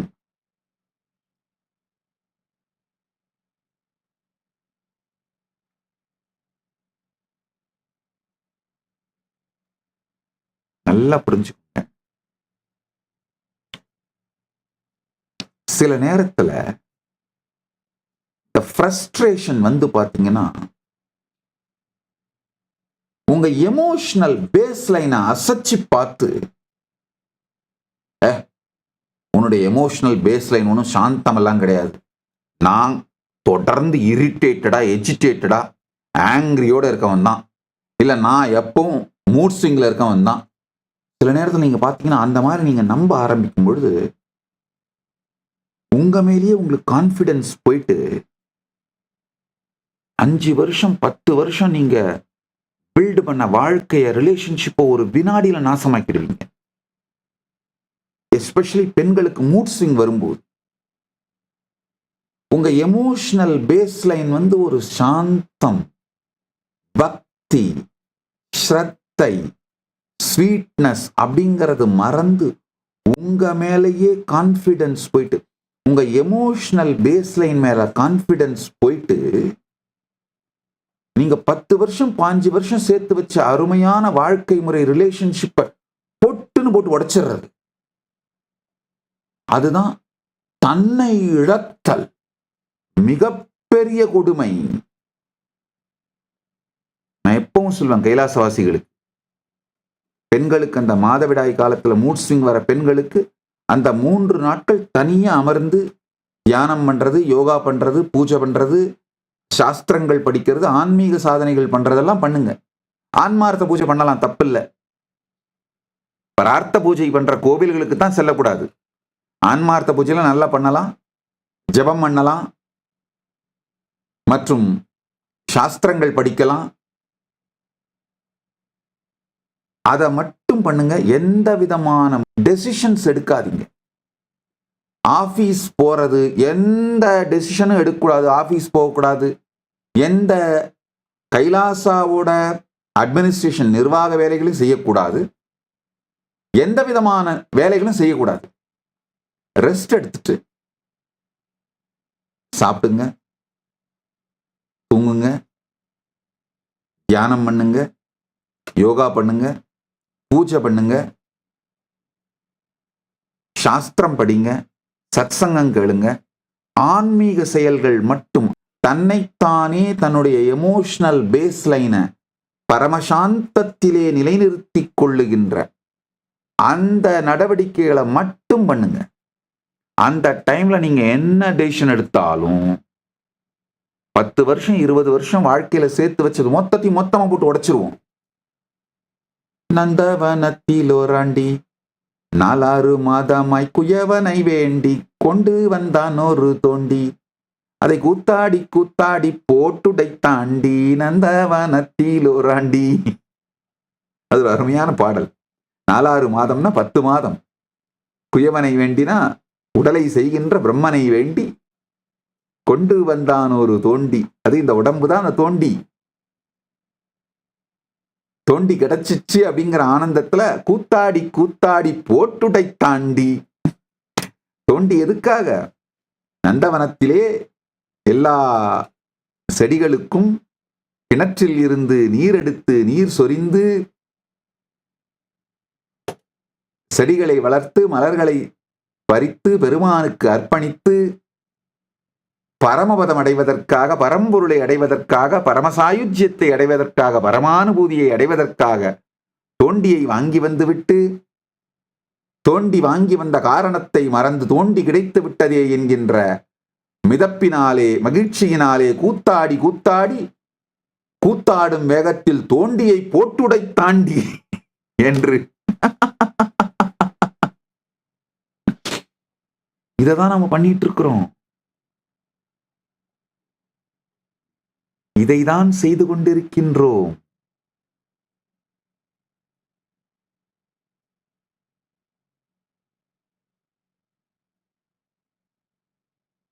நம்முடைய தமிழ் பழமொழிகளுக்கெல்லாம், பழமொழிகள் இது மாதிரியான சித்தர் பாடல்கள், இதுக்கெல்லாம் ரொம்ப ஆழமான அதிசூக்ஷ்மமான உண்மைகள் உண்டு. தமிழ் ஒரு அருமையான மொழிங்கய்யா. பல அடுக்கு. நாம என்ன ஃப்ரீக்வன்சியில இருக்கோமோ அந்த ஃப்ரீக்வன்சியிலேயே புரியும்.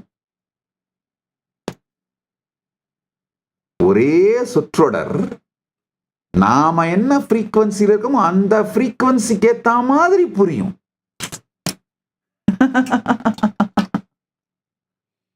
அது மாதிரியான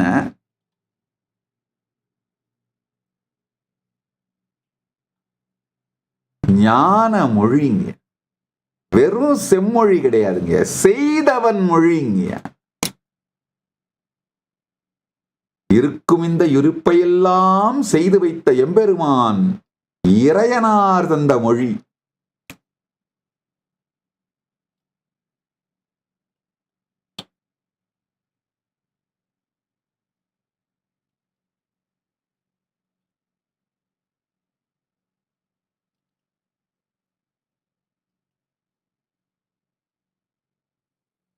ஆழ்ந்து கேளுங்கள். மூன்றாவது சத்தியம். இந்த உலகம், பிரபஞ்சம் உங்களுடைய ஃப்ரீக்வன்சிக்கும் உங்களுடைய வைபுக்கும் வைப்ரேஷனுக்கும் தான் ரெஸ்பாண்ட் பண்ணுமே தவிர நீங்க மனசுல நினைக்கிற எதுக்கு ரெஸ்பாண்ட் பண்ணாது. நல்லா புரிஞ்சுக்கோங்க. முக்கியமா என்னுடைய பக்தர்கள், சீடர்கள், கைலாசவாசிகள் எல்லாருக்கும் சொல்லிடுறேன், கேட்டுக்கோங்க. மனசுல கைலாசத்துக்கு போகணும்னு நினைக்கிறது, ஆனா உங்க ஃப்ரீக்வன்சி, நீங்க எமிட் பண்ற ஃப்ரீக்வன்சி, உங்களுடைய வைப்ரேஷன் கைலாசத்துக்கு உரியதாக, உடையதாக, கைலாசத்தோடு இணைந்ததாக, கைலாசம் உங்கள் வாழ்க்கையில் வெளிப்படுவதற்கானதாக இல்லாமல் இருந்தால், நானே நீங்க வரணும்னு எவ்வளவு பாடுபட்டாலும் நடுவுல எவனாவது ஏதாவது ஒண்ணு வந்து குறுக்கு சால் ஒட்டி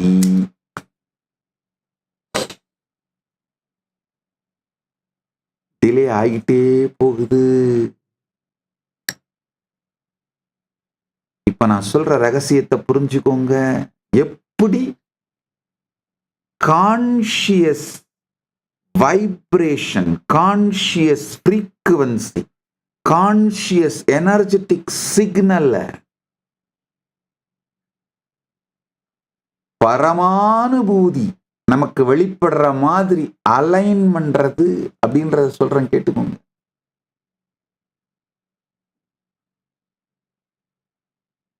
நம்ம எல்லாருமே பெரும்பாலானவங்க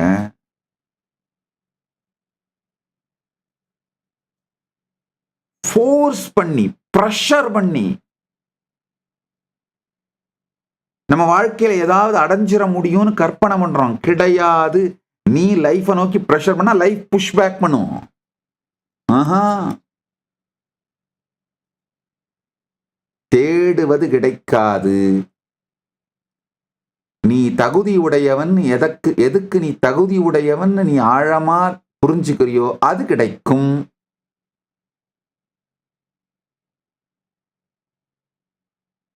சாட்சியை சாட்சியாக நீ பார்க்க பார்க்க, உனக்குள்ளே பார்ப்பானை நீ பார்க்க பார்க்க, பார்ப்பவனை பார்க்க பார்க்க,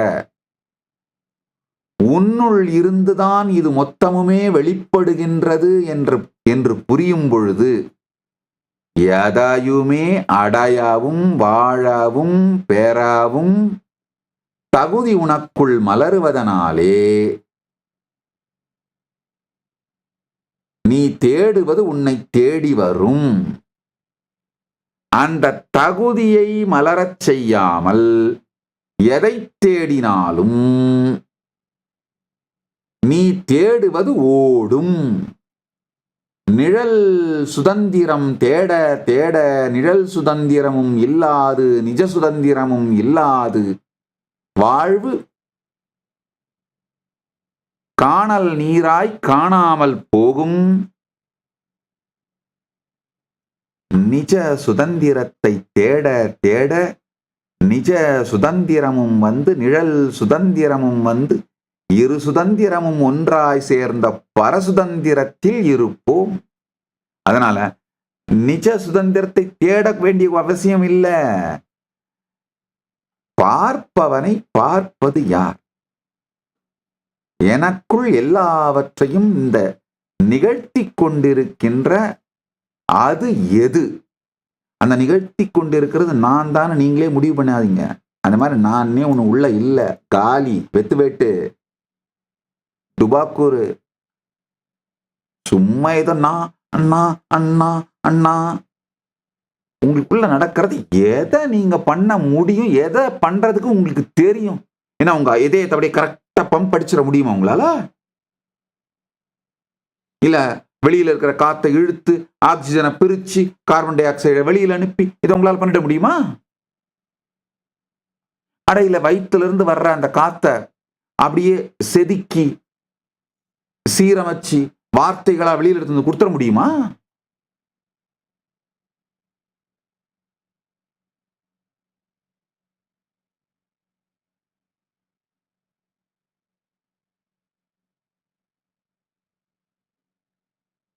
இதையெல்லாம் செய்கின்ற நான் யார் அப்படின்னு தேடுறதே கூட மடத்தனம் தான். இதையெல்லாம் செய்கிறது எது? இதையெல்லாம் அனுபவிப்பது எது? இதையெல்லாம் பார்ப்பது எது? இதையெல்லாம் உணர்வது எது அப்படின்னு பாரு.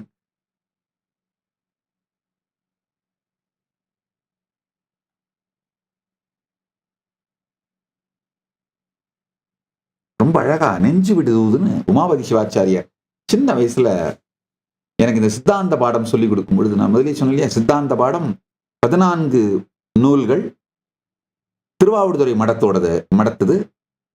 வேதாந்த பாடம் 16 நூல்கள் கோயிலூர் மடத்தினுடைய வேதாந்த பாடம். சித்தாந்த பாடம் 14, சைவ சித்தாந்த சாத்திர நூல்கள் 14ன்னு சொல்லுவாங்க. இதுதான் எனக்கு சின்ன வயசுல பாடம் சொன்னார்கள் என்னுடைய ஆசிரியர். அதுல ரொம்ப அழகான ஒரு பாடல், வைரமே கொண்டதொரு காமனுக்கும் கோடனுக்கும் மோகனுக்கும் மண்டு மதமாச்சரியனுக்கும் திரள் சேர் இந்திரியம் 10க்கும் ஈரைந்து மாத்திரைக்கும் அந்தமிலா பூதங்கள் 5ற்கும் சிந்தை கவர் 3 குற்றம் 3 குணம் 3 மலம் 3அவத்தை என்று நின்று செய்யும் இருவினைக்கும் தோன்றாத வாயு ஒரு 10ற்கும் மாறாத வல்வினையே யாய கிளைக்கும் அருணிதிக்கும் நேயமாம் இச்சை கிரியை இவை தரித்தங்கு எண்ணில்லா அச்சம் கொடுமை அவை பூண்டு கச்சரவன் சீரில் நிலை நில்லாது திண்டாடும் வல்கருவி வாரில் அகப்பட்டு மயங்கினேன் நெஞ்சு விடுதுன்னு உமாபதி சிவாச்சாரியாருடைய ஒரு பாடல். சைவத்தின்படி 36 தத்துவங்களை வேறு வேறு கோணத்திலே விளக்குகின்ற பாடல் இது. அது மெய்கண்டார் சம்பிரதாயத்தினுடைய சைவத்தின்படி 36 தத்துவங்களை பற்றி விளக்குகின்ற ஒரு பாடல். ரொம்ப அருமையான பாடல்.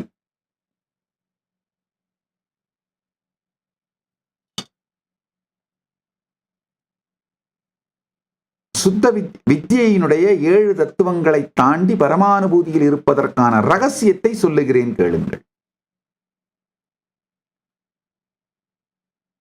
பரம்பொருளை கூட கஷ்டப்பட்டு தேடி முயற்சி பண்ணி பயிற்சி பண்ணி சாத்தியமே இல்லை. உங்களுடைய ஃப்ரீக்வன்சியும் கான்ஷியஸ் வைப்ரேஷனும் எனர்ஜெட்டிக் ஃப்ரீக்வன்சியும்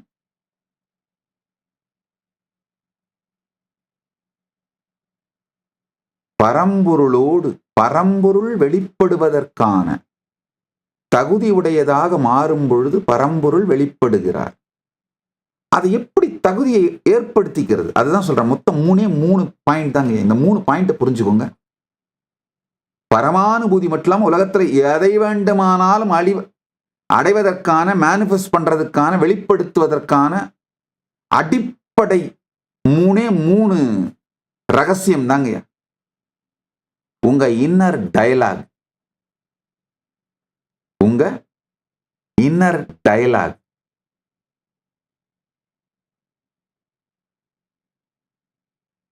உள்ளுக்குள்ள உங்களுடைய வார்த்தைகள், the quiet conversations, அதாவது நீங்க தனியா உங்களுக்குள்ள என்ன பேசிட்டே இருக்கீங்களோ நாள் முழுக்க, அது மிக மிக முக்கியம். ஏன்னா அதுதான் உங்களுடைய வைப்ரேஷனை கிரியேட் பண்ணுது. அதுதான் உங்களுடைய கான்ஷியஸ் ஃப்ரீக்வன்சியை எமிட் பண்ணுது. சோ அது பார்ப்பவனை பார்ப்பதாக,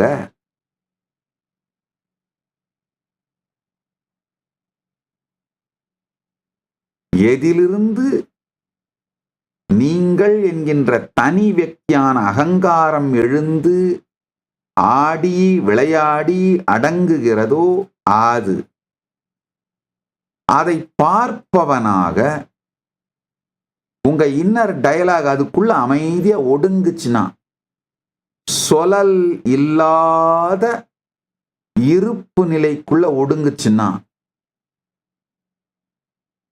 பரம்பொருள் ஃப்ரீக்வன்சியை எமிட் பண்ணுவீங்க. பரம்பொருள் ஃப்ரீக்வன்சில வைப்ரேட் ஆவீங்க. பரம்பொருளோட கான்ஷியஸ் எனர்ஜெட்டிக் ஃப்ரீக்வன்சில எமிட் பண்ணுவீங்க. அப்ப நேச்சுரலா பரம்பொருள் வெளிப்படுவார். பரமானுபூதி நிகழும். முதல்ல இன்னர் டயலாக். ரெண்டாவது எமோஷனல் பேஸ் லைன் சொன்ன பாருங்க. இப்போ எந்த வேலையும் இல்லைன்னா எந்த ஃபீலிங்ஸுக்கு நீங்க ரிட்டர்ன் ஆவறீங்க? தொடர்ந்த சீப் த்ரில், செக்ஷுவல் பிளஷர் ஆனா இருந்தா அந்த செக்ஷுவல் பிளஷருக்கான சீப் த்ரில், அந்த ஃபீலிங். பெண்ணா இருந்தா அட்டென்ஷன் நீடு, அந்த ஃபீலிங். இந்த ஃபீலிங்கே ரிட்டர்ன் ஆயிட்டு இருந்தீங்கன்னா உங்க எமோஷனல் பேஸ் லைனா இத வச்சிட்டீங்கன்னா அத்தனையும் நாசமா போகுங்கய்யா. உங்க எமோஷனல் பேஸ் லைன் எதுவோ அதுதான் உங்களுடைய ஃப்ரீக்வன்சி. ஒன்றும் செய்யறதுக்கு ஒன்றும் இல்லை, இப்போதைக்கு ஃப்ரீயா தான் இருக்கீங்க அப்படின்னா எந்த எமோஷனல் பேஸ் லைனுக்கு நீங்க ரிட்டர்ன் ஆகுறீங்க, அந்த எமோஷனல் பேஸ் லைன் திரும்பவும் எது அவேர்னஸா, அவேர்னஸ் உள்ளேயும் வெளியிலையும் இந்த அவேர்னஸ் எப்படி உணரப்படுது, இது என்ன அப்படிங்கிற அந்த அவேர்னஸ்ல வந்து ரெஸ்ட் பண்றது. அந்த ரெஸ்ட்ஃபுல் அவேர்னஸையே உங்க எமோஷனல் பேஸ் லைனா மாத்தினீங்கன்னா எதை வேணா மேனிஃபெஸ்ட் பண்ணுவீங்க. நீங்க எதை தேடிட்டு இருந்தீங்களோ அதெல்லாம் உங்களை தேடி ஓடி வருங்கய்யா.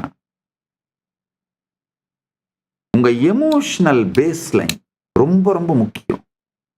அடுத்து எனர்ஜெட்டிக் போஸ்டர். நல்லா புரிஞ்சுக்கணும். பிசிக்கல் போஸ்டர் இல்ல, எனர்ஜெட்டிக் போஸ்டர். என்ன ஆட்டிடியூடோட நீங்க வாழ்க்கைய நோக்கி போறீங்க. நான் இது வரைக்கும் என்ன வேணுமோ அதை மேனிஃபெஸ்ட் பண்ணிக்கிட்டே தான் இருக்கேன். அப்புறம் என்ன, இப்ப என்ன வேணுமோ அதை மேனிஃபெஸ்ட் பண்ணதான் போறேன்.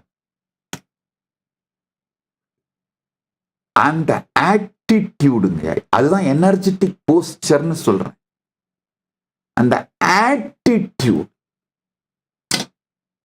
இந்த ஃப்ளீட்டிங் மூட்ஸ் அதெல்லாம் இல்லாமங்க, ஒரு சஸ்டெயின்டான உங்களுடைய கான்ஷியஸ்னஸா,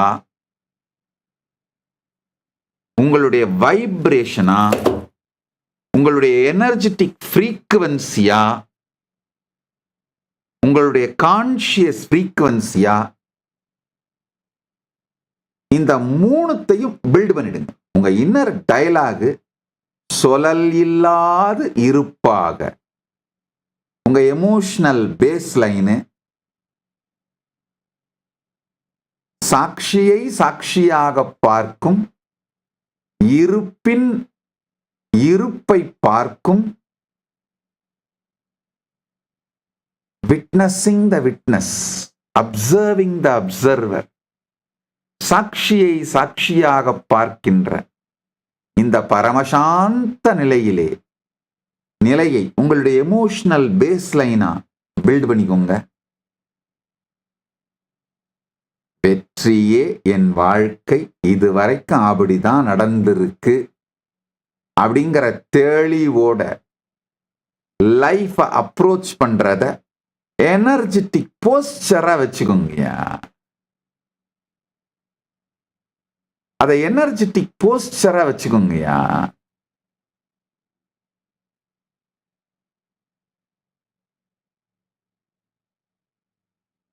இதை கான்சியஸா ஈஸியா பில்ட் பண்ண முடியுங்க. ஜஸ்ட் திரும்பி பாருங்க உங்க வாழ்க்கையில என்னென்னலாம் சாதிச்சிருக்கீங்க, என்னென்னலாம் அடைஞ்சிருக்கீங்க, எப்படிலாம் நீங்க நினைச்சதெல்லாம் பெருமான் மேனிஃபெஸ்ட் பண்ணியிருக்காரு, எப்படிலாம் நீங்க நினைச்சதெல்லாம் உங்க லைஃப் மேனிஃபெஸ்ட் ஆயிருக்கு. அத கொஞ்சம் திரும்பி பார்த்தீங்கன்னாலே தெரியும். வாவ், உங்க எனர்ஜெட்டிக் போஸ்டரே கிராட்டிடியூட் ஆகும், சக்சஸ் ஆகும், ஷூர் சக்சஸ் ஆகும். உங்களுக்குள்ள புரிய ஆரம்பிச்சிருங்க. இது மூடா, டெம்பரவரி மூடா, டெம்பரவரி தாட்டா அப்படிலாம் இல்ல. உங்களுடைய எமோஷனல் பேஸ்லைனா, உங்களுடைய சஸ்டெயின்டு ஸ்டேட் ஆஃப் பீயிங்காவே மாறிடுங்க. மாத்திருங்க. இது கான்சியஸா மாத்த முடியும். மாறிடுச்சுன்னா உள்ளுக்குள்ள இருந்து தானாகவே பெருமான் வெளிப்படுகிறார். வேணும் வேணும் வேணும்னு தேடுனீங்கன்னா கிடைக்காது. எனக்கு தகுதி இருக்குன்னு புரிஞ்சுக்கிட்டீங்கன்னா தேடி ஓடி வரும். இதுதான் பரம ரகசியங்கள்ங்க. இந்த மூணு தான் மேனிஃபெஸ்டேஷனோட மோஸ்ட் இம்பார்ட்டன்ட் சீக்ரெட்டுங்க. Inner dialogue, emotional baseline, energetic posture. தமிழ்ல சொல்லணும்னா இச்சா சக்தி, கிரியா சக்தி, ஞான சக்தி. இல்ல சாமி நீங்க இங்கிலீஷ்லயே சொல்லிடுங்க, நல்லா புரியுது அப்படிம்பீங்க. இந்த மூணு வார்த்தை இச்சா சக்தி, கிரியா சக்தி, ஞான சக்தின்னு சொன்னா என்ன புரியும்?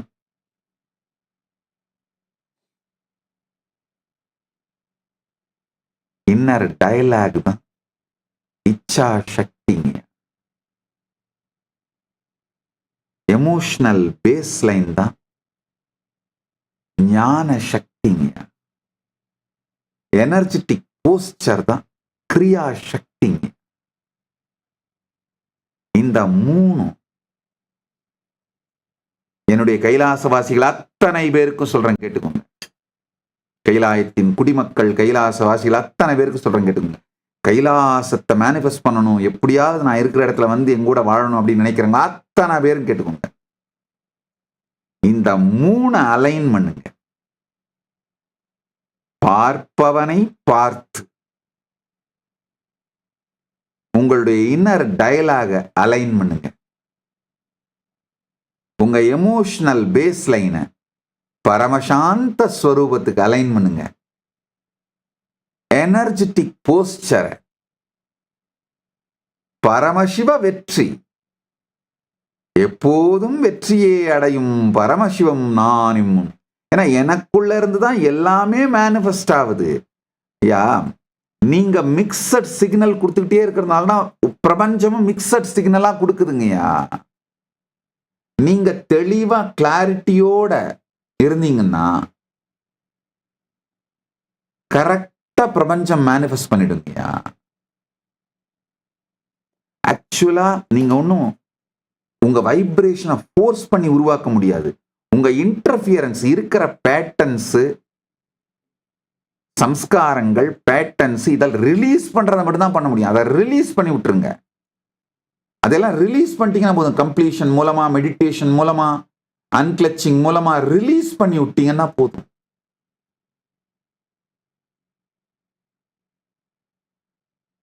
இந்த 3 மட்டும் பண்ணுங்க. இன்னர் டயலாக பார்ப்பவனை பார்ப்பதை நோக்கியே வைங்க. எமோஷனல் பேஸ் லைன அவேர்னஸ் அவேர பார்க்கிறது, இருப்பின் இருப்பிலேயே வைக்கிறது.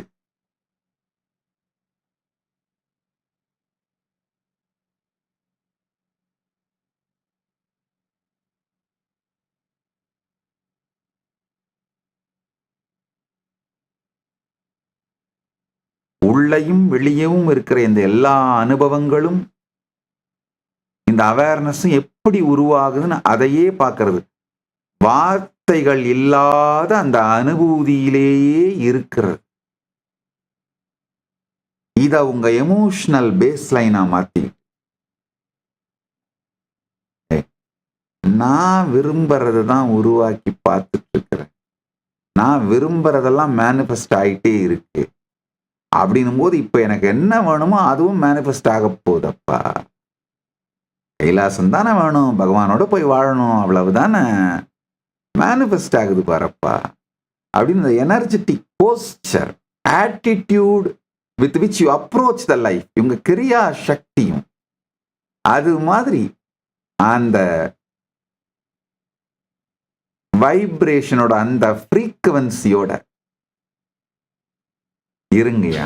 இத டெம்பரவரி மூடா சில வினாடிகள் அந்த மாதிரிலாம் இல்லாம, இதுதான் உங்களுடைய சஸ்டெயின்டு ஸ்டேட்டா மாறிடணும். அத பண்ணுங்க. திடீர்னு கண்ணை திறந்து பார்க்கும் பொழுது உங்க முன்னாடி நின்று தரிசனம் கொடுத்துட்டு இருப்பேன், நீங்க என் கூட வாழ்ந்துட்டு இருப்பீங்க. ஆஹா சரியல், இதுவா இதையா தேடிட்டு இருந்தோம், உண்மையிலேயே நடக்குது அப்படின்னு மேனிஃபெஸ்ட் ஆயிருக்கும். கண்ணே நல்லா இருக்கியா, ரொம்ப வருஷம் ஆச்சுல சாமியை பார்த்து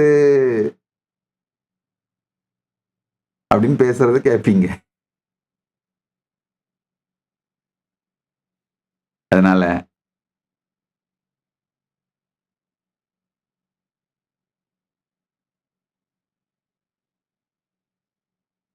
உள்ளுணர்வில் பரமானுபூதியை அடைவதற்கும் சரி, வெளி உலகத்துல எதை அடையணும்னாலும் சரிங்க, இது 3 தாங்கய்யா கீ. இச்சாசக்தி, ஞானசக்தி, கிரியாசக்தி. எப்படி செய்யறதுன்ற பரம ரகசியத்தை வெட்ட வெளிச்சமாக உடைத்து சொல்லிவிட்டேன் என்று.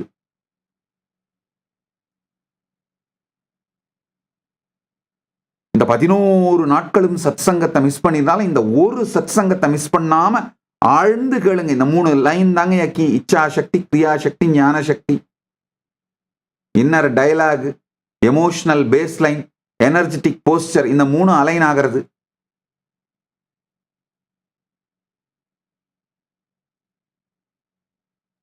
மற்றபடி வேற ஸ்ட்ரகிள், ஃபைட்டு, கிரியேட்டிவ் ஃபோர்ஸ், ஒன்னும் வேலைக்காகாது. இந்த ஒரு காமெடியில் இருக்கு பாருங்க, ஆட்டோக்குள்ள இவர் வேக வேகமா கை விட்டு அடிச்சிட்டு இருப்பாரு. அவன் இறங்கி போய் எப்போ இறங்கி போயிட்டாரு. நீங்க யாரும் அடிச்சிட்டீங்களோ அவரு வெறுங்கை அடிச்சிட்டு இருக்க வேண்டியதுதான். ஒன்னும் வேலைக்காகாது.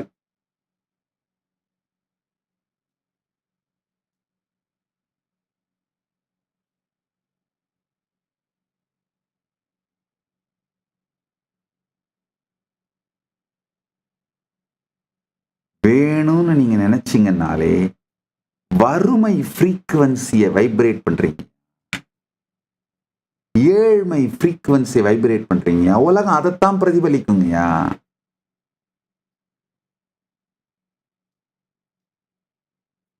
எல்லாவற்றிற்கும் தகுதியுடையவன் நான்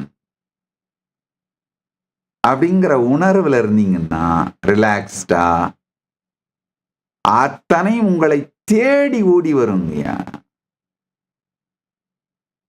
இதுல பிராக்டிக்கலா ஏகப்பட்ட கேள்விகள் வச்சிருப்பீங்க. நான் பில்ல கட்டணும், இஎம்ஐ கட்டணும், இப்படி இருக்கும்போது நான் எப்படி சாமி நான் உட்காந்து ரிலாக்ஸ்டா இருக்க முடியும்? இது பாருங்க, வெளி உலக சூழ்நிலை. உள்ளுலகம் மாறாது, வெளி உலகம் மாறாது. நீ எவ்வளவு வேணா அடிச்சு மாயி,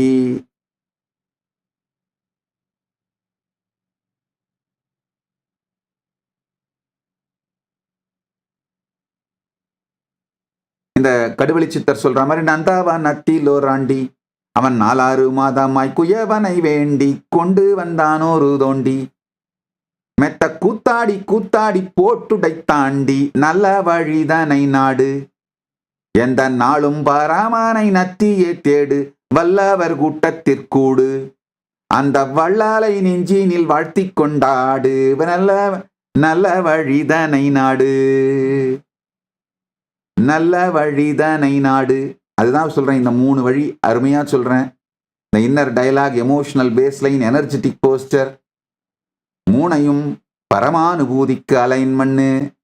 பார்ப்பவனை பார்த்து பரமசாந்தத்து இருந்து எனக்குள் இருந்துதான் எல்லாமே உருவாகின்றது. அதனால் நான் வேண்டுவதை உருவாக்கி பார்த்து கொண்டு அனுபவித்துக் கொண்டு வாழ்க்கையை வெளிப்படுத்திக் கொள்ளும் திறன் உடையவன். ஏற்கனவே இதை நான் பலமுறை கண்டிருக்கின்றேன், இதற்கு மேலும் அது நிகழும் என்கின்ற தைரியத்தோடு எனர்ஜெட்டிக் போஸ்டரோட இருங்க. இதுதான் நல்ல வழிதனை நாடு, எந்த நாளும் பரமனை நத்தியே தேடு. பரம்பொருளாக எப்போதும் உங்களுக்குள் விளங்கிக் கொண்டிருக்கின்ற சாட்சியை சாட்சியாக பார்த்து, சாட்சியின் சாட்சியாக உங்களுக்குள் விளங்கிக் கொண்டிருக்கின்ற பரமனை நத்தியே தேடு. அதை பார்த்து பார்ப்பவனை பார்த்து இரு. வல்லவர் கூட்டத்திற்கூடு. இதை செய்கின்ற வல்லவர்கள், யோகிகள், ஞானிகள் நிறைந்து இருக்கின்ற ஈகோசிஸ்டமான பரமசிவசேனை புரோகிராமுக்கு கைலாசா திருவண்ணாமலைக்கு வந்து அட்டன் பண்ணி இந்த ஞானத்தை உள்வாங்கி அனுபூதியாக உள்வாங்குங்கள். அந்த வல்லாலை நெஞ்சினில் வாழ்த்தி கொண்டாடு. இதை என்றென்றும் நமக்கு அளித்துக் கொண்டே இருக்கின்ற வள்ளலாகிய பரம்பொருளை, பரம்பொருளின் பரம வெளிப்பாடான குருவை வாழ்த்தி கொண்டாடு.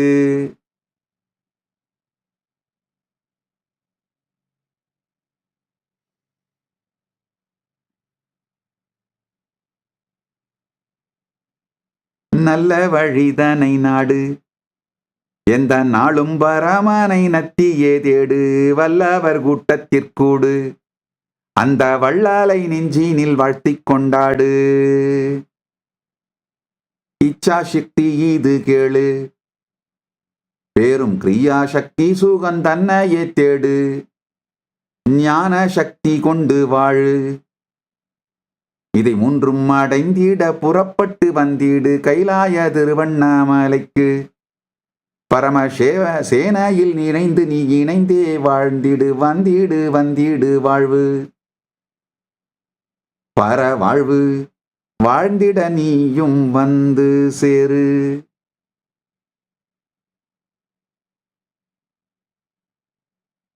இந்த சத் சங்கத்தின் சாரம் 3 வரிதாங்கய்யா. இச்சா சக்தி, கிரியா சக்தி, ஞான சக்தி. Inner dialogue, emotional baseline, energetic posture. அவ்வளவுதான்.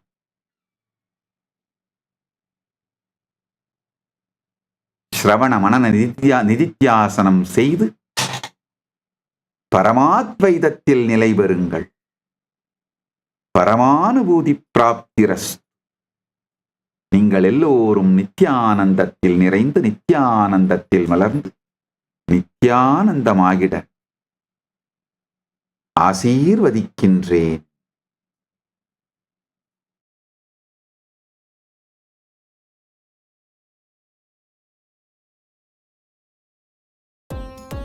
Nityanandam, thank you for watching, and if you found the video enlightening, please give it a like, share it with your loved ones, and subscribe to stay connected with us. don't forget to click the bell icon to receive the notifications.